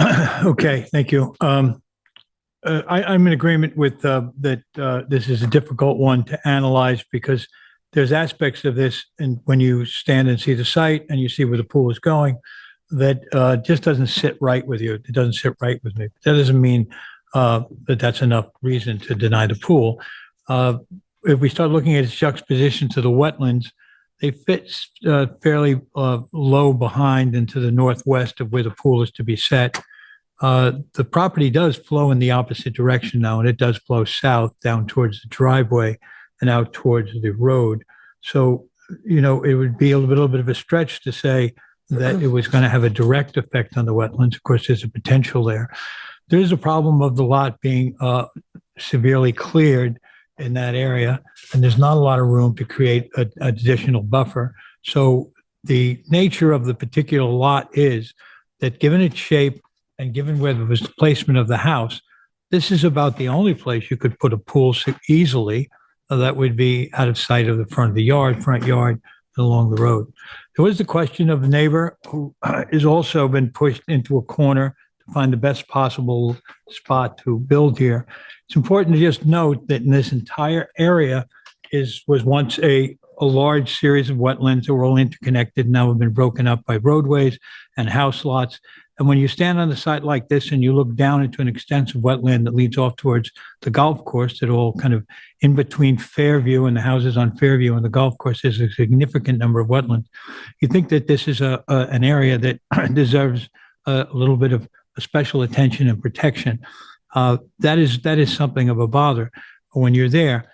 However, I think they made what is a reasonable effort to try to find a spot to put this pool that is legal. There requires no variances. There's no variances required on this particular application, but there is the NRSP, and that's something we're taking seriously here in this conversation. I do think there's a new owner here in 2021, and they've done some work to the house and some work down below. I think we see that there's been some probably additional clearing done and more recently, and it's very sensitive, as I said, both to the northwest and to the southeast. There are wetlands on this property. As you come up, there's an actual waterway working its way to watercourse that comes down between the property to the north and this particular parcel. So it is a difficult one. I turn to 255-5-40, and that is compatibility. Is this compatible with the site? Is the site proposed use and a suitable one for the location of such a use in the town? And if sited at that location, the proposed use will in fact be compatible with its surroundings and the character of the neighborhood and the community in general, particularly with regard to visibility, scale, and overall appearance. That's where I landed. We're not looking for variances. We can't call them out for anything along those lines, that we're looking for some give back or some different perspective on what their different approach on their part. But when we go out to these sites, very often it's an aesthetic decision that we wind up making. For me, this is one that I've thought about since the day I got up there until sometime this afternoon. And as I've said, I've just quoted it 255-5-40D under the compatibility. I'm going to deny this application based on the fact that I don't feel comfortable with the adjacent properties that do not have pools, and the properties that are to the west fall off dramatically from here, so that there will be the potential for some additional long-term, you know, effect on the adjoining properties. I'm also, we just discussed it in the previous application, I'm concerned when we start looking at these sensitive sites and opening the door for swimming pools, particularly here over this 2021 purchase. This is not something that's been owned for 35 years. When you purchase it, and it's a more recent person, you are very aware of current codes and current conditions and recent rulings by the ZBA. So although I'm sympathetic to the application, I am in the end going to deny it based on, as I said, my feeling of its lack of compatibility with the site. Thank you. Thank you. Joan, you want to give it a shot? Well, on the compatibility point, I think I defer to Terry and her fellow Montaukeian. But I guess we're not denying the shower or do we up or down the whole application, or can we look at parts of it? Either way. You can do Because whatever. I don't have a problem with the shower, and resurfacing with pea gravel was commendable. And the pool, like I said, I defer. That's just my opinion. I know, but you know the neighborhood better than I do. And I know it's a slippery slope. Once one pool comes into the neighborhood, then you've got issues with denying the next pool. So I guess that's a split decision. So I have to, I didn't weigh in yet. Go ahead. Well, this area of Montauk is, as Ed and Terry have stated, encumbered by numerous interconnected wetland systems, and there is a presence of standing water in the wetland on the northeast side of the parcel, which increases the habitat value of the wetland. The wetlands to the west are located on Town of East Hampton Preserve land. I think the property has runoff and drainage issues. I think if approved, the pool could change the character of the neighborhood. It has the potential to affect other properties. The applicant's property already has a detached garage, less than 12 feet from the wetland. Was previously granted an NRSP for an addition to the second story, and it has a septic system less than 100 feet from wetlands. So, you know, when you look at the pool as being proposed in the most conforming location, you can also have the mindset that it is, if there should be a future upgrade for the septic, this is also the best location for that.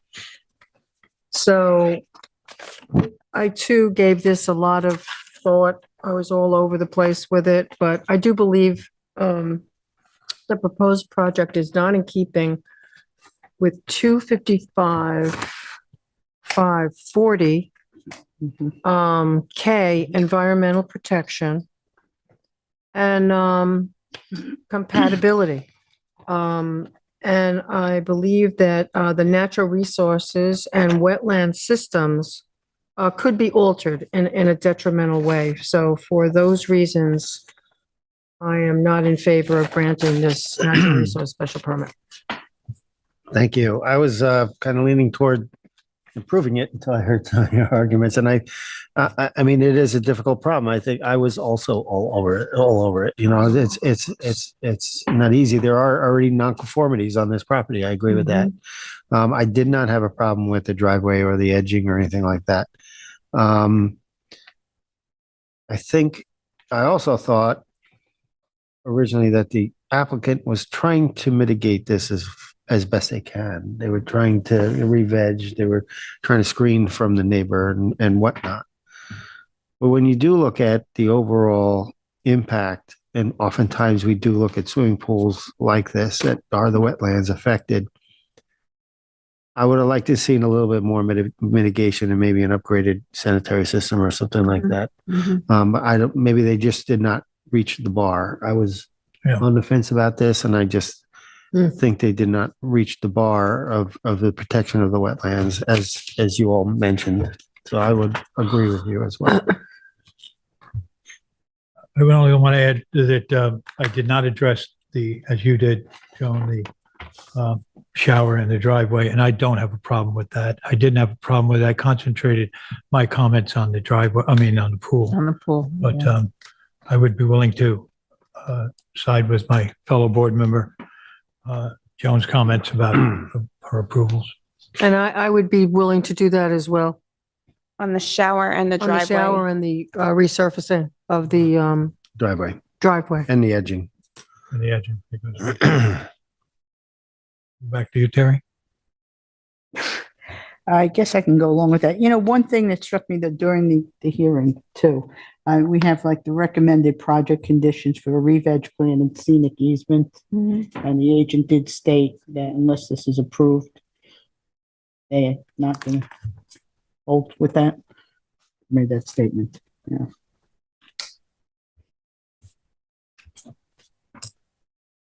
Is that a question? So is that, I don't know. Who said, Terry, just repeat. Well, if they want to get a, Yeah, could you Repeat that I'm again. trying to process what. hearing, I think I remember made a this. statement that if they will do the scenic easement and the additional revegetation up beyond the pool, as I had brought up, I wanted, if it were approved, more vegetation toward the wetlands. And they had agreed to that, but she stipulated only if the project is approved. Oh, okay. Well, there you go. I guess I have a question for Hope. They can't get a CO for the shower if they're over cleared, right? It's a good question. It is a good question. Well, there was also a discussion that they said they were 100% over cleared pre-existing. But I saw nothing in the file to No, to collaborate indicate that, no. We could require we could still require revegetation. vegetation. Yeah, Well, if we're not doing the revegetation. pool, I guess we don't have to have revegetation up there. But they still might need to resolve the overclearing to get a CO. I didn't take that to be an issue during the hearing, so. Yeah. I missed this hearing, so. Do you want to condition it on the overclearing being resolved? Yes. Yeah. Yes. All right, so just for a confirmation, one more time to make sure I hit everything. The swimming pool and the pool equipment, the fence, propane tank, and obviously allowing the existing clearing to remain are all denied. Correct? Yes. By everybody on the board. Yes. We're allowing the outdoor shower, the resurfacing of the existing driveway and walkway, and the replacing of the tie edging, right? Or no? Is that denied too? And the replacing of the. Edging. The Oh, railroad? yes. Yeah, the railroad yes. ties. I'm okay with that. Yeah. Okay, got it. Actually, that would be an environmental improvement.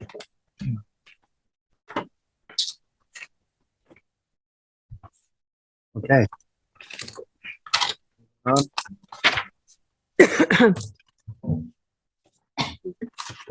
Moving on, we have Kathy O'Sullivan at 130 South Forest Street in Montauk, Suffolk tax map number 300-28-7-34.1.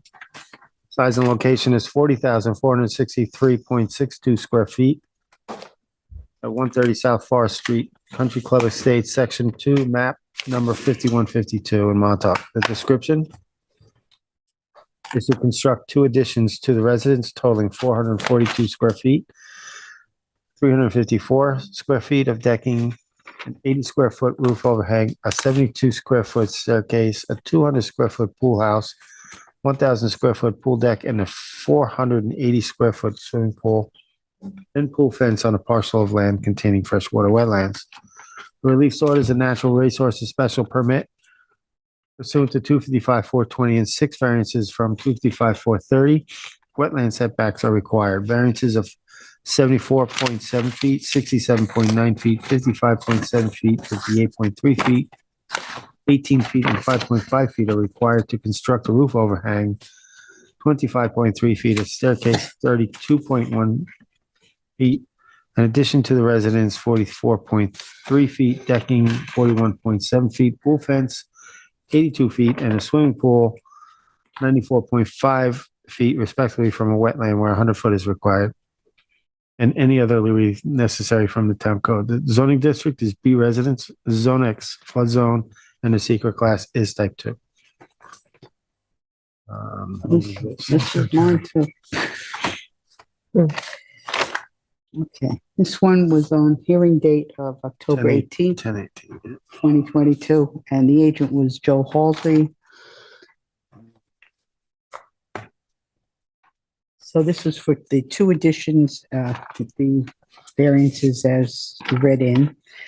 Two additions to the house, roof overhang, a staircase, additional decking, pool fence, 18-foot variance, and a swimming pool. And it required an NRSP and those variances. And looking at this at first, this is another one that was a struggle. This is in the Country Club Estates area of Montauk. And you can see on the survey, the survey is dated August 5th, 2022. And there are wetlands to the south of the residence on the property and wetlands to the back. And this is one of the ponds that were created when the subdivision was created. One of those ponds. And again, it's a series of ponds that interconnect with a series of wetlands when this entire subdivision was built. And it's prone to flooding. And so there was a lot of discussion. The pool required just the smallest variance, actually, of 5.5 feet. However, again, this is one where I feel that it does not meet the NRSP standards. And some of the variances, we'll start with the highest variance was for 74.7 feet for the roof overhang and 67.9 feet for the staircase that they were proposing. And 55.7 for the addition on the southeast portion of the property, and 58.3 feet for the decking on the second floor. It was on the second floor of the rear of the home. I feel all of those, considering the sensitivity of this property and this area, do not meet the standards. I think they're very large variances, and I think that, I will be denying those variances for those items. And then the 18-foot pool fence variance, it's not that large, and the 5.5 swimming pool variance. However, I am going to deny those. I think they fit in with the natural resource special permit standards that I feel this project does not meet. There was a lot of discussion, and this is what actually clinched it for me on the decision, about the soils in this area. And there's a lot of discussion. It got to how this subdivision was actually created.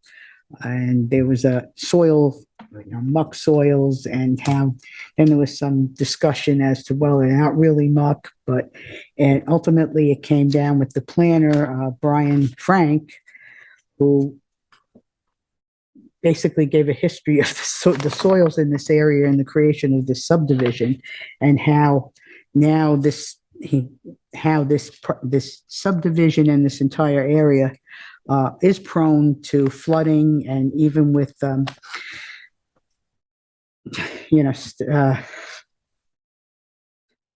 even with the town providing drainage systems on the street, how they fill up and they overflow when it rains, and it's the properties, the whole area really is consisting of like loam, clay, and sand. and very poor drainage in general throughout this entire subdivision. We have had other properties in the subdivision, not immediately next to this property, but also not far away. And we have not approved any pools with variances on some of these other locations that are within this subdivision. And I think it does not meet the natural resources special permit standards. I think it is too much of additions, even though the numbers, 442 square foot additions and 354 feet of decking, 80 foot of a roof overhang, 200-foot pool house. Each individually doesn't seem like that much, but if you add it all up together, I think this overall project is too large in scale for this property. And I think it does not meet the natural resource standards of, again, compatibility in the neighborhood. One thing that was also bothersome to me was that the pool was being proposed in the front yard. And you can drive down the entire length of Forest Street, and there is no other house that has a pool in the front area of it. And the environmental protection. I think the series of these ponds and the wetlands is pristine, and we really need to protect it.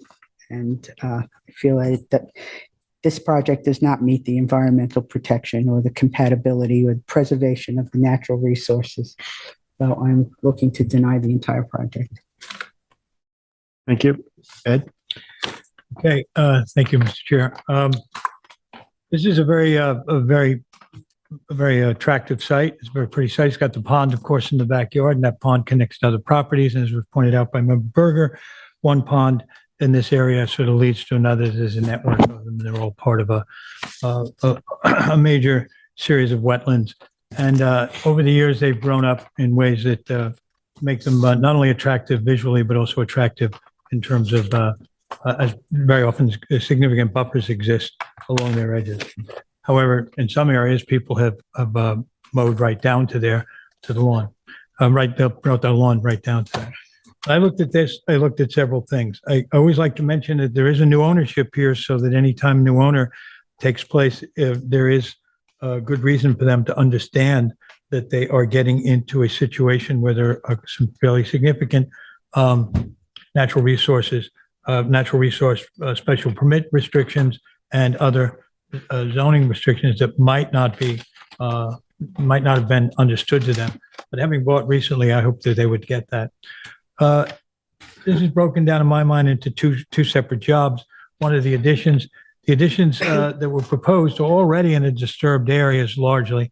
There were 6 variants related to them.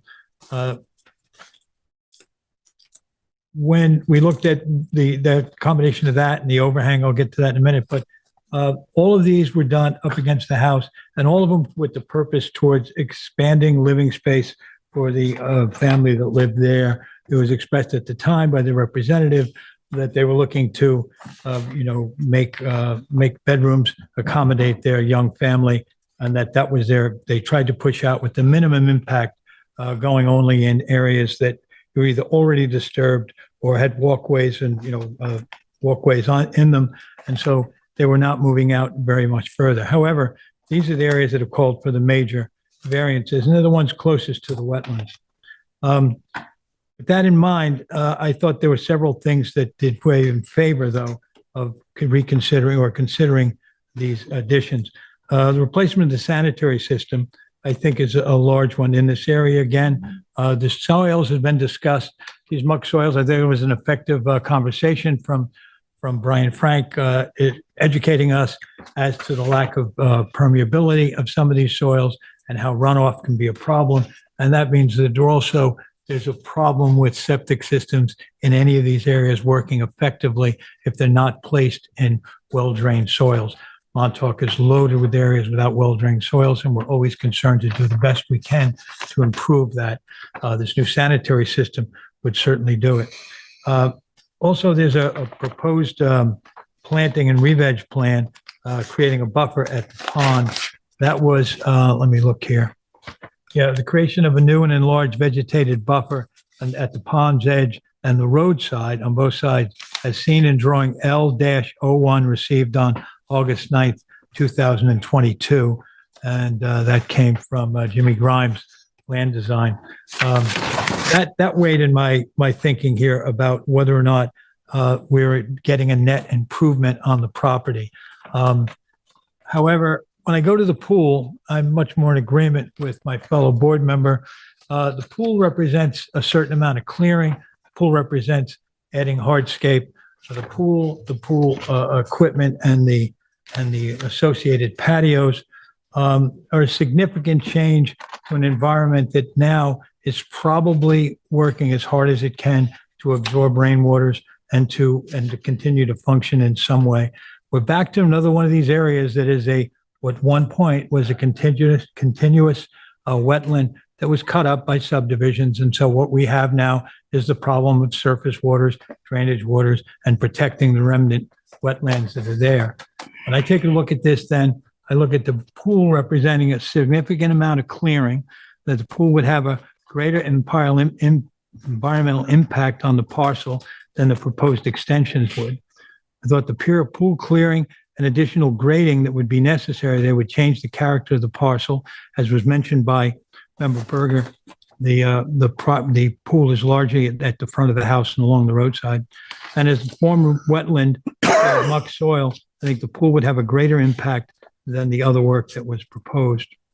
When I look at 255-4-20 of the NRSP standards, the addition of the new sanitary system and the creation of that, we talked enlarged buffer that between the pond's edge as drawn and seen on the Jimmy Grimes drawing, to me, represent a net environmental gain for what I don't think, although these are significant variances asked for because of its juxtaposition to the pond, I still think that in this case, we wind up with a better environment and an environmental advantage. Although the variances are related to the house and additions that represent an extension they represent extending nonconformities. Given what I consider to be an overall improvement in environment, I'm willing to approve the roof overhang, the two additions, and the staircase. I am not, however, willing to approve the pool for the reasons that I previously stated. I think that combination of soil conditions impact on the character of the neighborhood passing through, and I think the clearing of a lot that's already under enough of a strain for it to happen. And by the way, that part of what that vegetated area along the pool's edge would be eliminating long space, which now goes fairly close right down to the water. So in that, I'm willing to split my decision on this, deny the pool, but approve the rest of the application. Thank you, Ed. Joe? I don't think I can add more to Ed's exposition. I note that they did submit a detailed construction protocol, but I think I'm inclined to go with Ed's decision in splitting it because I do think the variances are substantial. Given the sensitivity of this area, having a new IA system would be a great benefit, as well as the revegetation plan. Denise? Okay.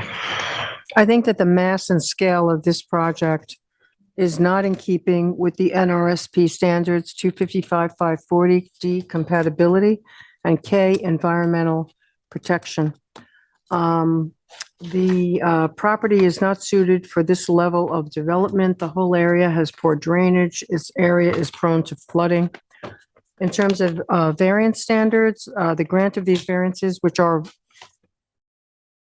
beyond substantial, will cause an undesirable change. It can be achieved by some other method. And I feel, everything is self-created, but in this particular case, I don't think that the applicant has put enough thought and explored all the other possible options.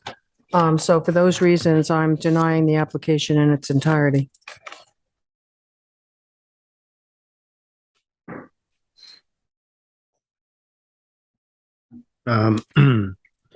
scale is a consideration here. However, I thought the environmental improvements that were proposed would outweigh the improvements here. I'd make it environmentally better, even if the pool was considered. I mean, I think the applicant also did a lot of work. They did submit a protocol, construction protocol. I think the one issue I would grapple with is the regrading around the pool. And that's it, but I don't know if they addressed that adequately for us. Yeah. But overall, I was in favor of approving it. I think I'm gonna stick with that because I think the environmental improvements overall would be beneficial. I'm sorry, Roy, you said The whole thing? Yeah. Yeah.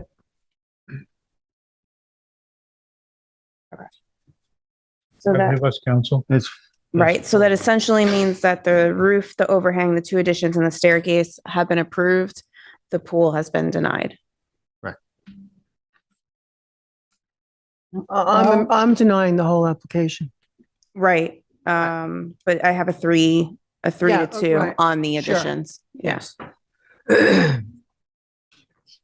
Two issues. Okay, But next, the thought the chair was. I approved it in the The whole application. thing. Yeah.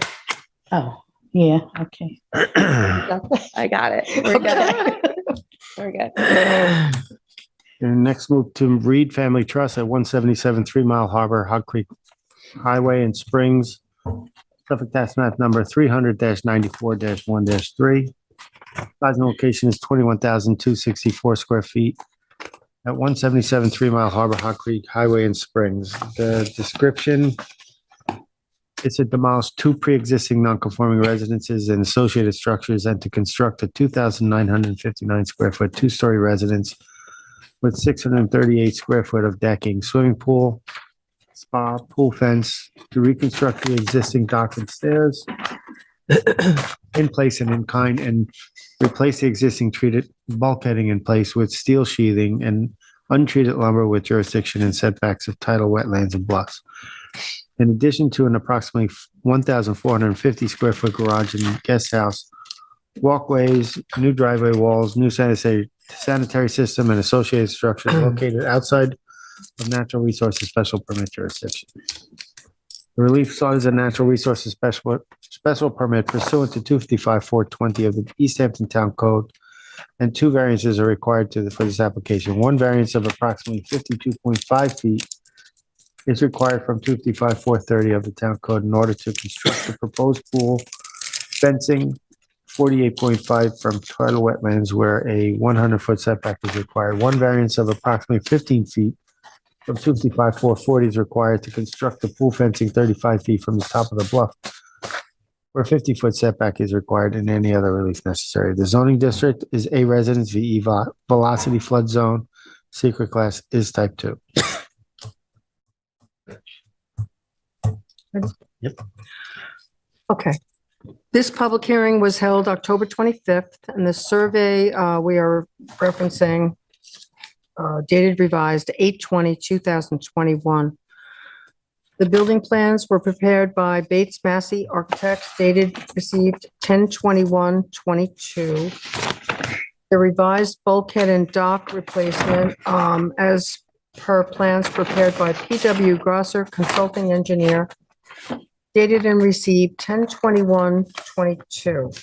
There is a letter of jurisdiction, a non-jurisdiction, from Tidal Wetlands in the file dated 10/28/21. There are letters in the file from Mr. John P. Hurlin and his wife Ellen, and Mr. and Mrs. Peter Miller. There also was one caller, Peter Reed, I believe, if I have that name wrong, I'm sorry, which was one of the owners, and they really just called to address any concerns that we had. Billy Hayjack from Hayjack Land Planning and Environmental Consulting represented this application, and he basically divided his presentation into two parts. The upland portion of the property, first, which addresses the redevelopment of the residences, and then the bulkhead and dock. This parcel is located on the west side of 3 Mile Harbor, Cog Creek Highway in Springs. The project is to demolish 2 pre-existing non-conforming residences and to construct 2 new residences in conforming locations with new swimming pool and spa, decking, driveway, septic system, and associated structures. The project as proposed is also requiring 2 variances to construct the swimming pool fencing within setbacks of wetlands and bluffs. They are also reconstructing the existing bulkhead and dock in place and kind. Looking at the entire project, it seems we do have an improvement to what now exists. This is a complete redevelopment of a non-conforming parcel. They are relocating the non-conforming main residence to meet the 100-foot wetland setback, and half of the residence is located outside of the 150 NRSP jurisdiction. The proposed improvements that are within NRSP are part of the Seaward residence, Seaward deck, swimming pool, and the pool enclosure fence. The proposed septic system, garage/cottage building, the parking area, stormwater drainage structures, and the utility areas are all positioned beyond the 150-foot jurisdictional setback and not under NRSP jurisdiction. The project proposes redeveloping the property so that both residences comply with all wetland and coastal setbacks. With regard to the bulkhead material and construction, steel sheeting was a concern but was addressed. The steel is coated with epoxy, and the applicant believes the product is compatible with harbor protection overlay standards. The decking material has been designed to allow 40% light penetration through the dock, and the existing dock provides no light penetration. And of course, there will be no treated wood products. No negative feedback is in the file from the town trustees. I do feel the project as designed was designed to minimize impacts on the natural features and is in keeping with 255-551. The bulkheading and dock are proposed to be done, I believe, before construction to avoid any problems with the seaward portion of the dock. The planning department is recommending in the TAM that the board include revegetation along the bulkhead and its buffer in order to reduce runoff from the property and reduce pollutants and sediments from entering 3 Mile Harbor. I do believe the applicant has agreed to work with the planning department to develop an acceptable planting plan, and revegetating an area approximately 30 feet from the edge of the bulkhead would result in a reduction of approximately 24 square feet of clearing, but well over the allowable limits, but would be a significant improvement in the existing conditions of the property and the natural mitigation of the proposed impervious surfaces on the property. I think the only problem I have, and I really defer to the board on this, I really would appreciate your input on this. I think the variance request for the fencing could be reduced further, and if granted, additional revegetation up to the fencing would be appropriate, reasonable mitigation. I mean, Mr. Hayjack did note that the fence is proposed within the footprint of the existing building. But I don't think that alone is the reason to approve it. So don't think I'm in compliance with that, but I'd like to see what my fellow board members have to say. As noted in Mr. Hurlin's letter, the underground 550-gallon oil tank will be removed. And also outlined in Mr. Hurlin's letter was when removing the septic system at 177, there is a possibility that that septic system overflow line may run into his property. So he's recommending capping any lines, which of course Mr. Hayjack agreed to.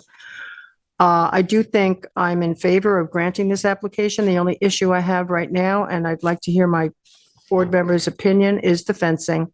I'm inclined to deny that.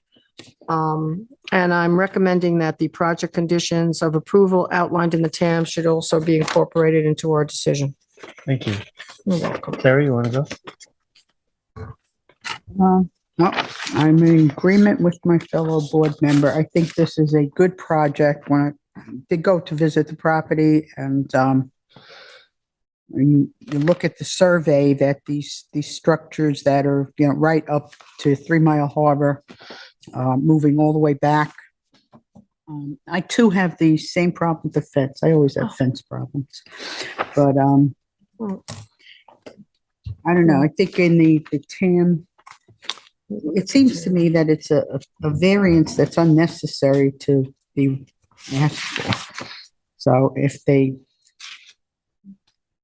a 15-foot variance, I think, for them to move that back 15 feet wouldn't be a big hardship for the applicant. I do think the project overall is a very good project, except for that one thing also, that they can move it back closer to the pool. Well, they, sorry to interrupt, in a letter, October 24th, 2022, they offered, we would be satisfied with the fence placed 25 feet from the pool and therefore 75 feet from the bulkhead. That's from a neighbor, right? That letter? And I agree with that letter. That's the letter from. From Carolyn? That's the letter from Peter Miller and Gail Miller. We request that the fence placement be closer to the pool. We are agreeable to a variance of 25 feet, 75 feet from the bulkhead and 25 away. And that's because they felt the fence was too close to their property? No. Oh, visual. I mean, they're actually agreeing. I don't want to redesign the project, but I do appreciate how they feel. Yeah, that's actually from one of the. Yeah. This letter. 20. Yeah. So I don't know, but we'll see. That's the board has to say. Joan, you started, so you can go next. I agree with my fellow board members that the project overall is an improvement of existing conditions. I'm just confused about the fence. Me too. And I don't know how to resolve that. Well, they're asking for a variance. This is how, the way we resolve it is either grant or deny. They're asking for a variance. They need a pool two fence. variances. Yeah, and which can be, I think, 15 feet. closer than what they're proposing. I mean, the idea to have pool fencing from the top of a bluff, 35.5 feet from the top of the bluff where 50 is required, I feel that they can maybe do better than that. That's actually the only two issues I have is with the fencing. I think it can be closer to the pool.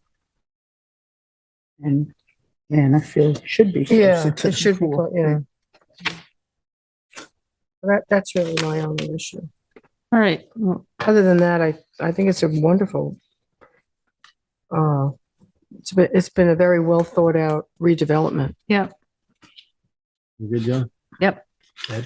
Yeah, I think we get a lot of applications in front of us, and many of them give us great cause for concern. This one didn't give me cause for concern. I took this as a win-win from the start. There are two residences there now, one of them right down on the water. Of course, it goes back before anybody was very much concerned about zoning in those cases. Here we have what I consider to be a very solid application with a creative design proposals. I think pulling back the house away from the water is always something we'd like to encourage anyone who's doing a redevelopment. They achieved that here. I think that some of the things that were mentioned about the relation to the neighbors and seeing to it that any and all accommodations could be made would be done, and they were very accommodating for that. I think the design of the house, the design of the structure, and the design of the surrounding area are all, for me, not a problem. I'll comment on the fence, and I would only say that the fence was all right with me because the fence was back within the footprint that was mentioned by Joe Halsey of the original house.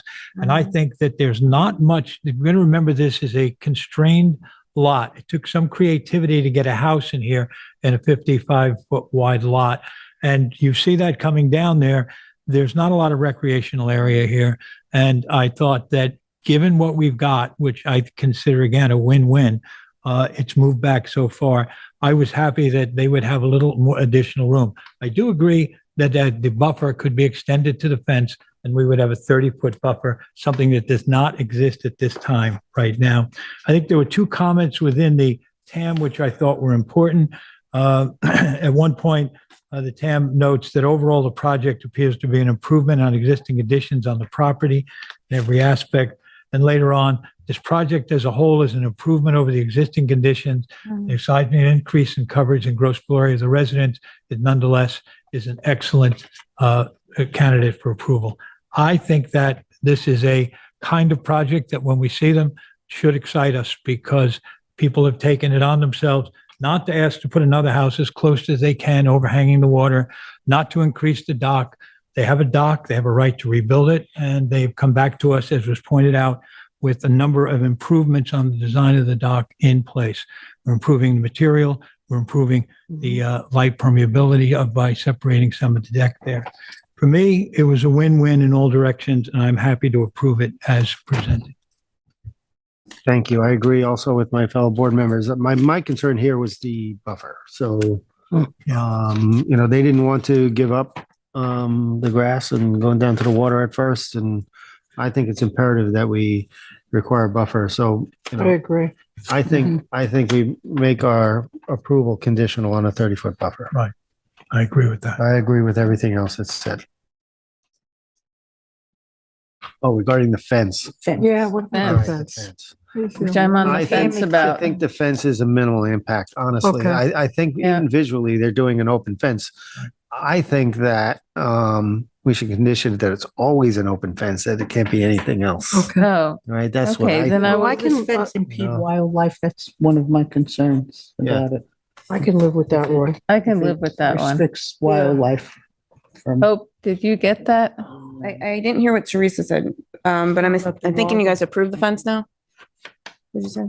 No. Yes, if I'm it's willing to open. leave the fence, but get the buffer. That's just my give back. Yeah, I agree with No, you. I appreciate that. In the TAM, one second, in the TAM, it suggests that if we approve the variance for the fence to have the additional revegetation. Yeah. Go all the way up to the fence. Yeah. Yes. That's different than the 30-foot buffer, isn't it? Yes, Yes. good catch. So Good catch. I'll live with the fence. I Me will too. approve the fence if I they will do the Re-veg additional up. re-veg up to the fence. Okay, I would agree with that. I would agree with that too. Sounds like we're all in agreement. Wow.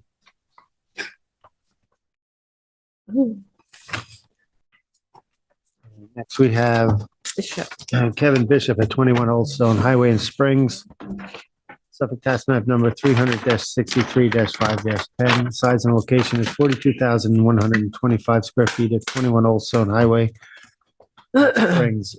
Description is to allow the extension of a deck with gravel underneath by roughly 27 square feet to be no larger than 36 square feet in total, and to allow 2 AC units with gravel and screen wall to remain within 100 foot of tidal wetlands. The relief sought is a natural resources special permit pursuant to 255-440, and 3 variances are required from 255-430 wetland setbacks. 1 variance of 80 feet and 2 variances 78 feet are required to allow an existing deck expansion with gravel under 20 feet and an existing AC unit and screen wall to remain 22 from wetlands where 100-foot setbacks are required, and any other relief necessary from East Hampton Town Code. The zoning district is A5 residence, 8E flood zone, elevation 6, and the secret class is type 2. Denise? The public hearing date was held November 15th, and the survey we are working with was prepared by Saskis, dated last revised February 4th, 2022. The relief sought is NRSP and 2 variances. Mr. Bishop appeared on behalf of himself. The applicant has had permission since The applicant has had possession since 2015. The residence was constructed prior to the adoption of zoning, and the property is in the Springs Historic District. In 2018, the residence was destroyed by a fire and issued a building permit to rebuild in place and kind. The applicant did come before the board earlier in this year, I believe it was January, and a determination was rendered May 4th, 2022. When the applicant applied for a CO, he was told the deck on the southeast side of the residence had been expanded beyond what existed at the time of the 2015 CO. The deck is roughly 8 square feet larger than what previously existed. The applicant, however, did apply for and was granted A or B approval for the deck expansion in 2021. He thought he was following the process and was giving a building permit based on the ARB approval. The AC units before us tonight were not included in the previous application because they were considered to be legally existing. Mr. Bishop noted that he did not realize he needed variances. If he had, he would have included them in the prior application made in early 2022, and I do believe him in saying that. Mr. Bishop also thought the AC units legally existed, and it appears that so did everybody else. So the applicant thought he was doing everything in compliance with the town code. Mr. Bishop did state, when asked at the public hearing, that the AC units weren't there in 2015 when they took possession of the property. Tyler Borsak did speak on behalf of the applicant. I think the project is fairly minor and is in keeping with variance standards of 255-850 and NRSP standards pursuant to 255-440. And for these reasons and the facts presented to us at the public hearing, I am approving this application. Thank you. You're welcome. Wants to go. Harry? I agree. I agree. To all of the above? I agree to all of the above, yes. I mean, I think it's important that they really proceeded in good faith the whole time. Me too. And, I feel he did. felt like that was compelling. The poor guy knows it. And I think he was in front of us before and got some disappointments with the ruling, although we were all sympathetic to his situation after the fire. We commented at the time of the first hearing, there may not be a more constrained property in the town with various overlays and setbacks and historic districts and all. And at that time, although I'm sure he's disappointed, he did correct those things that we brought up. And in correcting them, I think he acted in good faith. And I think that good faith can be rewarded here because I think, as you commented, I think, well, Denise, that he acted in the best interest of himself and the property when he moved forward. So I'm agreeing with everyone in approval. And well said, and I agree without adding anything else. The next decision is going to be Bruce Bistry, and I'm recused on this, so I'm going to turn this over to the vice chair. Thank you.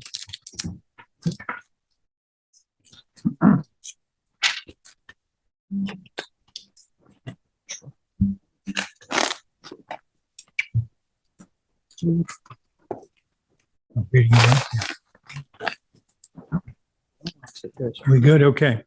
I like Our next decision will be for Bruce Bistrian, 45 Private Road, Amagansett, Suffolk County Tax Map 300-110-02-12.16. The size and location is 24,609 square feet. It's at 45 Napeak Harbor Road. The description is to allow the as-built conditions associated with an approximately 2,114 square foot, 1 and 2 story residence with first and second floor decking, sanitary system, and driveway on a parcel of land containing tidal and freshwater wetlands, dune land, and beach vegetation.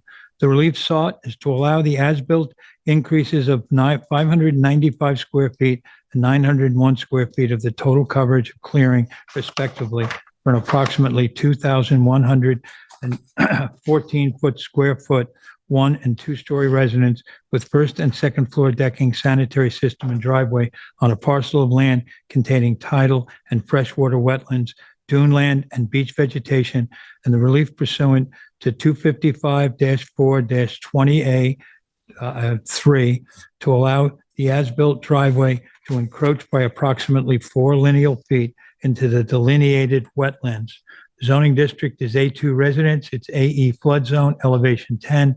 The secret class is type 2. I just want to say before we hand it over to Member Savarese that this was tabled last week because we had a 3-man board, and I think it was imperative that an applicant who comes in front of us gets the best possible opportunity to review with the largest board. And at that time, Member Savarese had requested a postponement, and we decided at that time to do it and to move forward tonight.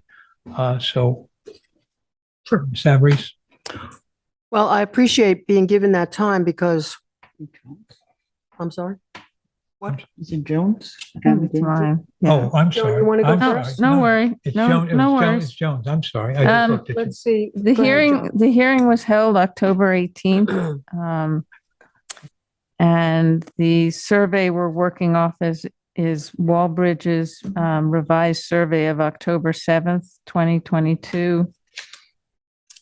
I should just note for the record that the previous CBA decision I had dissented, but that's law, as we say, lawyers say, it's law of the case now.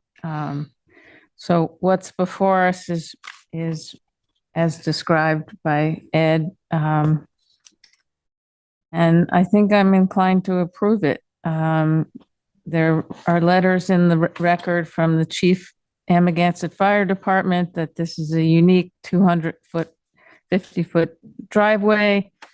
And the residence is the most remote and furthest from the firehouse within this cul-de-sac. And having driven it and driven the private road, I can attest to that. There's also a letter from the neighbor at 65 Napeag Harbor Road, who's a member of the fire department in the ambulance unit.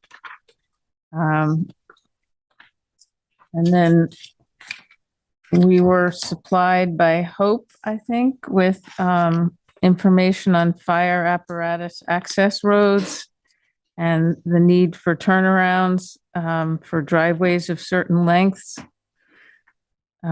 which I found compelling. And then there's also the issue of avoiding further disruption. This area has been disrupted already, and it's a unique wetland area. And I think if we do anything else, like if we were, I'm not sure what we'd do if we were to decline it, because I think it is a safety issue. So that's where I come out. Denise? Yes, I agree with my fellow board member. The question that really was pressing for me was what makes this unique so it's not precedent setting in the future. But I do feel that with the information we were provided by our attorney, we would approve this on the basis of the section of the fire code 503.2.2 dead end fire apparatus access roads in excess of 150 feet in length shall be provided with an approved area for turning around fire apparatus. The access road or driveway is 220 feet long to a dead end. I also approve this based on our own code, section 141-1, acceptance of state standards. The town of East Hampton hereby accepts the applicability of the state fire prevention code for the town of East Hampton to become effective in said town of East Hampton on November 1st, 76, in accordance with the provisions of 392 of executive law. Chief Beckert of the Amagansett Fire Department did submit a letter asking that this application be granted for safety reasons. And for these reasons, I am approving this application. Thank you, Denise. You are welcome. Terry? Okay, Yes, I agree. After reading the fire code, yeah, I think this is a necessary approval that we have to make. I too, on the original, determinations was dissenting. I think the project was too aggressive for the space, very non-conforming, restricted area. And unfortunately, I think due to that partially, these other problems came up and caused a big problem to correct. It's unfortunate. I know the agent, Britain, Tessa, they didn't discover this until the turnaround issue until April. And at that point, the other issue with the porch and that was already done. So I too am looking to approve this. And I believe all the other conditions on the original determinations would be applicable, right? Right, No further exactly. development. No further further development. That's actually a development. condition of approval. Yeah. Thank you. I'm going to agree with my fellow board members. I wanted to make 2 points. And I think that the information that we did receive from council was helpful, certainly in talking about New York State fire regulations and the local letters of support that pointed out the local conditions and how particularly trying they could be, challenging they could be. I thought that 2 other things, when we started this first discussion and the hearing over this, we talked about the great sensitivity of this particular area and this land, and should we be allowing even a nickel's worth of change from the original approvals? If original approvals in a sensitive area are to be upheld over a period of time, would we see this be an eating away of that principle that we were going to stick to what we first agreed to? I think that was a legitimate question to be raised and one that we all had to consider. We're not dealing with a parcel that does not have uniqueness, and it does have uniqueness here. But in the end, the discussions of reasons already mentioned by board members, I thought that this idea, and I maintain this on many other decisions we make, that it sets a precedent. This is such a unique parcel. Any decision here does not set a precedent for me. Every time we look at a very sensitive, anytime we look at any parcel, but when we do these very sensitive ones, we look at them for the individual impact overall on what the intention was for the original approval, and are we doing anything by allowing a development, a redevelopment, a modification. In this case, I don't think we're doing anything to harm the original decision-making that was placed here. I think we see a very small change that becomes an improvement on a safety issue. And I think that what was done by the applicant in building the house and creating the turnaround was done fairly naturally. And so I don't think this was an effort to somehow egregiously bypass or get around the law. I take it seriously because I think these are serious conditions, but I too agree with my fellow board members and I'm willing to approve this application. Good, counsel? Yeah, I just wanted to confirm you're approving the entire application, I right? The am as-built approving- dimensions I am and the. approving the entire application. Yes, Perfect. Yes. thank you. We can petition in the boss. Oh, my goodness. 20. Get to 4 hours if you look at it.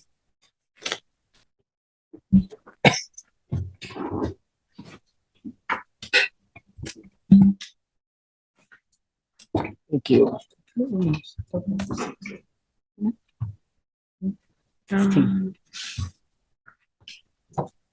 Okay, and other decisions tonight, we have Love Shack LLC at 73 15. Lost Point Road in Springs, Suffolk Tax Map number 300-83-3-11.1. And the request is to reopen the record to accept additional submission and immediately close the record, written record. Written record. We have a packet, Laura. So Denise, you want to make a motion To reopen? reopen, and then you'll need to make a motion to close. Immediately after. Sure. In the matter of the application of Love Shack LLC, 73 Louse Point Road, Springs, Suffolk County Tax Map number 300-83-3-11.1, I make a motion to reopen the record to accept additional information. Second. Concur. I'll second it. We already I said. second. Okay, Oh, I thank you. second. I concur. Okay. I concur as well. And I'll close it now, right? Yep. In the matter of the application of Love Shack LLC, 73 Louse Point Road, Springs, Suffolk County Tax Map Number 83-3-11.1. I make a motion to close the written record. Second that. Concur. I concur. I concur as well. Thank you. The submission. Where is the submission? Laura has Oh, it. okay. Okay. Okay. It'll now be distributed. Okay. Distribute that. Right, we go on to extensions of time, and now we get the debut. You only had to wait Oh, and Morgan, and you there's lost no your one- audience. 3 hours Wait. and 40 minutes for a moment. 3.5 hours. And nobody's left but Tyler. Big moment. Welcome, Morgan. Hi, Morgan. So we have, I hope your mom and dad are watching. They already went to our bed. first extension of time is Keith Locker at 328 Cranberry Hole Road, Namagansett, Suffolk, tax map number 300-128-1-19.5. And it's the extension of a 2019 approval. Yeah, so this is the NRSP that Tyler was talking about before. The original determination was in February 2019. This is their first extension of time. Construction hasn't been initiated and there's no building permit yet, so. Thank you. Okay. Sounds fine to me. I'm fine with that. I mean, haven't done it I yet. look at the date and I think of COVID.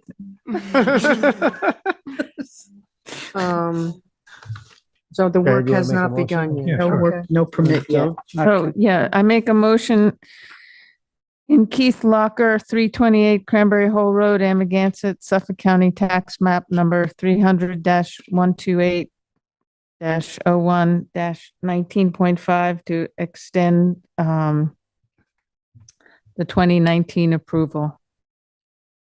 Second. Concur. Concur. I concur as well. Thank you.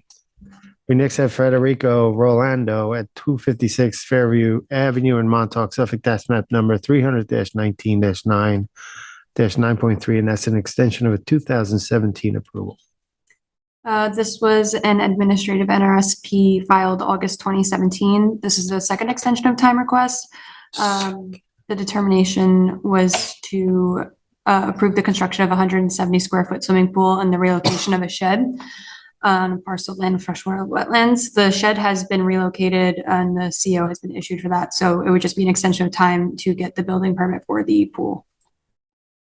Thank you. And has the environmental conditions changed? Unchanged. Have they? Unchanged? I Okay. haven't, there is a re-veg plan that as a condition before the building permit is issued for the pool. They haven't done the re-veg yet. Okay. All right. I'm okay with it. You want to make a motion?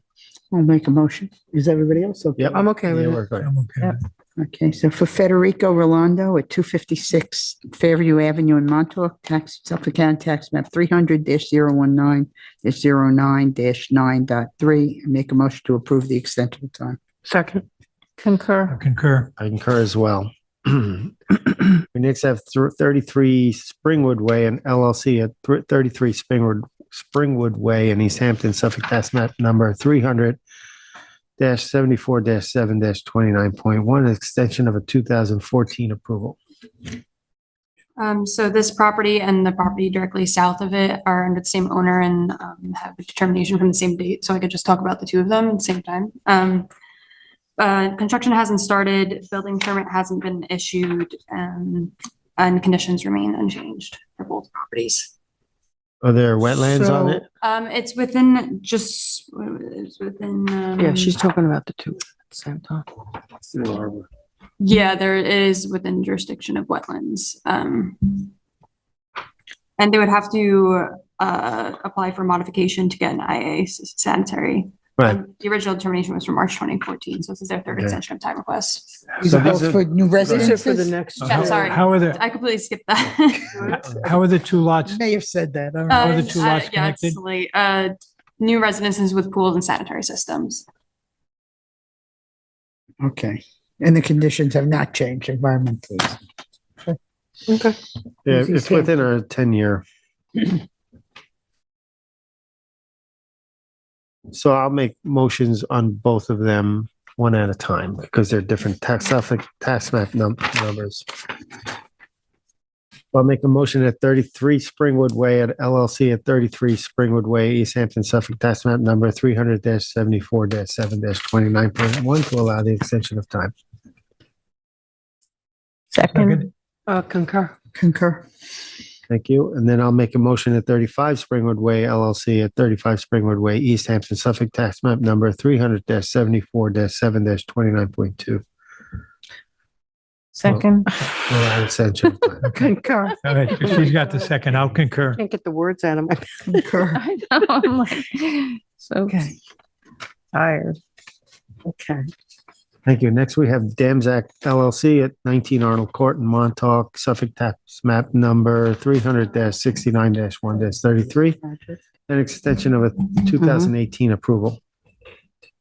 The determination approved construction of a 1 and 2 story residence and a pool and parcel of land within wetland setback jurisdiction. No building permit has been issued on this property, so no construction has been initiated. We do have IA sanitary plans that have been approved by Suffolk County Department of Health. And that's about it. They did install the sediment control fencing, so I think that they do plan on getting moving. Sediment. The sediment control fencing has been installed, I think, like this year, so they do plan on. But no construction, just the, No construction, just the Project sediment limiting control. Yeah, fence. there's no building permit issued yet. okay, I'll make a motion. Go ahead. I'd like to make a motion in the application of Damzak LLC, 19 Arnold Court, Montauk, Suffolk County, tax map 300-069-01-32-33 is a correction, to approve the extension of time for this application. Second. Concur. Concur. I concur as well. Thank you. Next, we have Joseph DeSena at 131 South Edgemere Street, Montauk, Suffolk, tax map number 300-28-4-3, extension of a 2016 approval. The determination approved construction of a 28 by 4 wood stairs with a 6 by 4 foot wood dock on a parcel of land that contains bluff crest and freshwater wetlands. The building permit was issued in 2017. It was last renewed in 2018. So the extension of time, I guess, is to maintain the building permit. Construction has not been initiated. Okay. Well, I guess I'm okay with it. Want to go ahead and make a motion? Sure. Well, and in the case of Joseph DeSena, 131 South Edgemere Street, Montauk, Suffolk County, tax map 300-028-04-3. Make a motion to approve the extension of time for this application. Second. Concur. Concur. I concur as well. Thank you. Next, Bravo, Morgan. The end of my yeah. agenda. Good job, Morgan. 27. That's right. We don't have to do that. Next, we have draft minutes of November 29th, 2022. Oh, okay. Yeah. Well, for the East Hampton Town Zoning Board of Appeals, I make a motion to approve the draft minutes from November 29th, 2022. I second it. Concur. I concur as well. And there are no resolutions tonight, Council? No. Wow. Well, we got through it, guys. We did. Don't worry, we'll have a lot next week. I know, but it'll ease up our Christmas a little bit. We did it, Roy. Okay, So, Vice Chair. thank you, Mr. Chair. Okay. I'd like to make a motion to close the public hearing and work session for the Town of East Hampton Zoning Board of Appeals for December 6, 2022 at 10:28 PM. Second. Concur.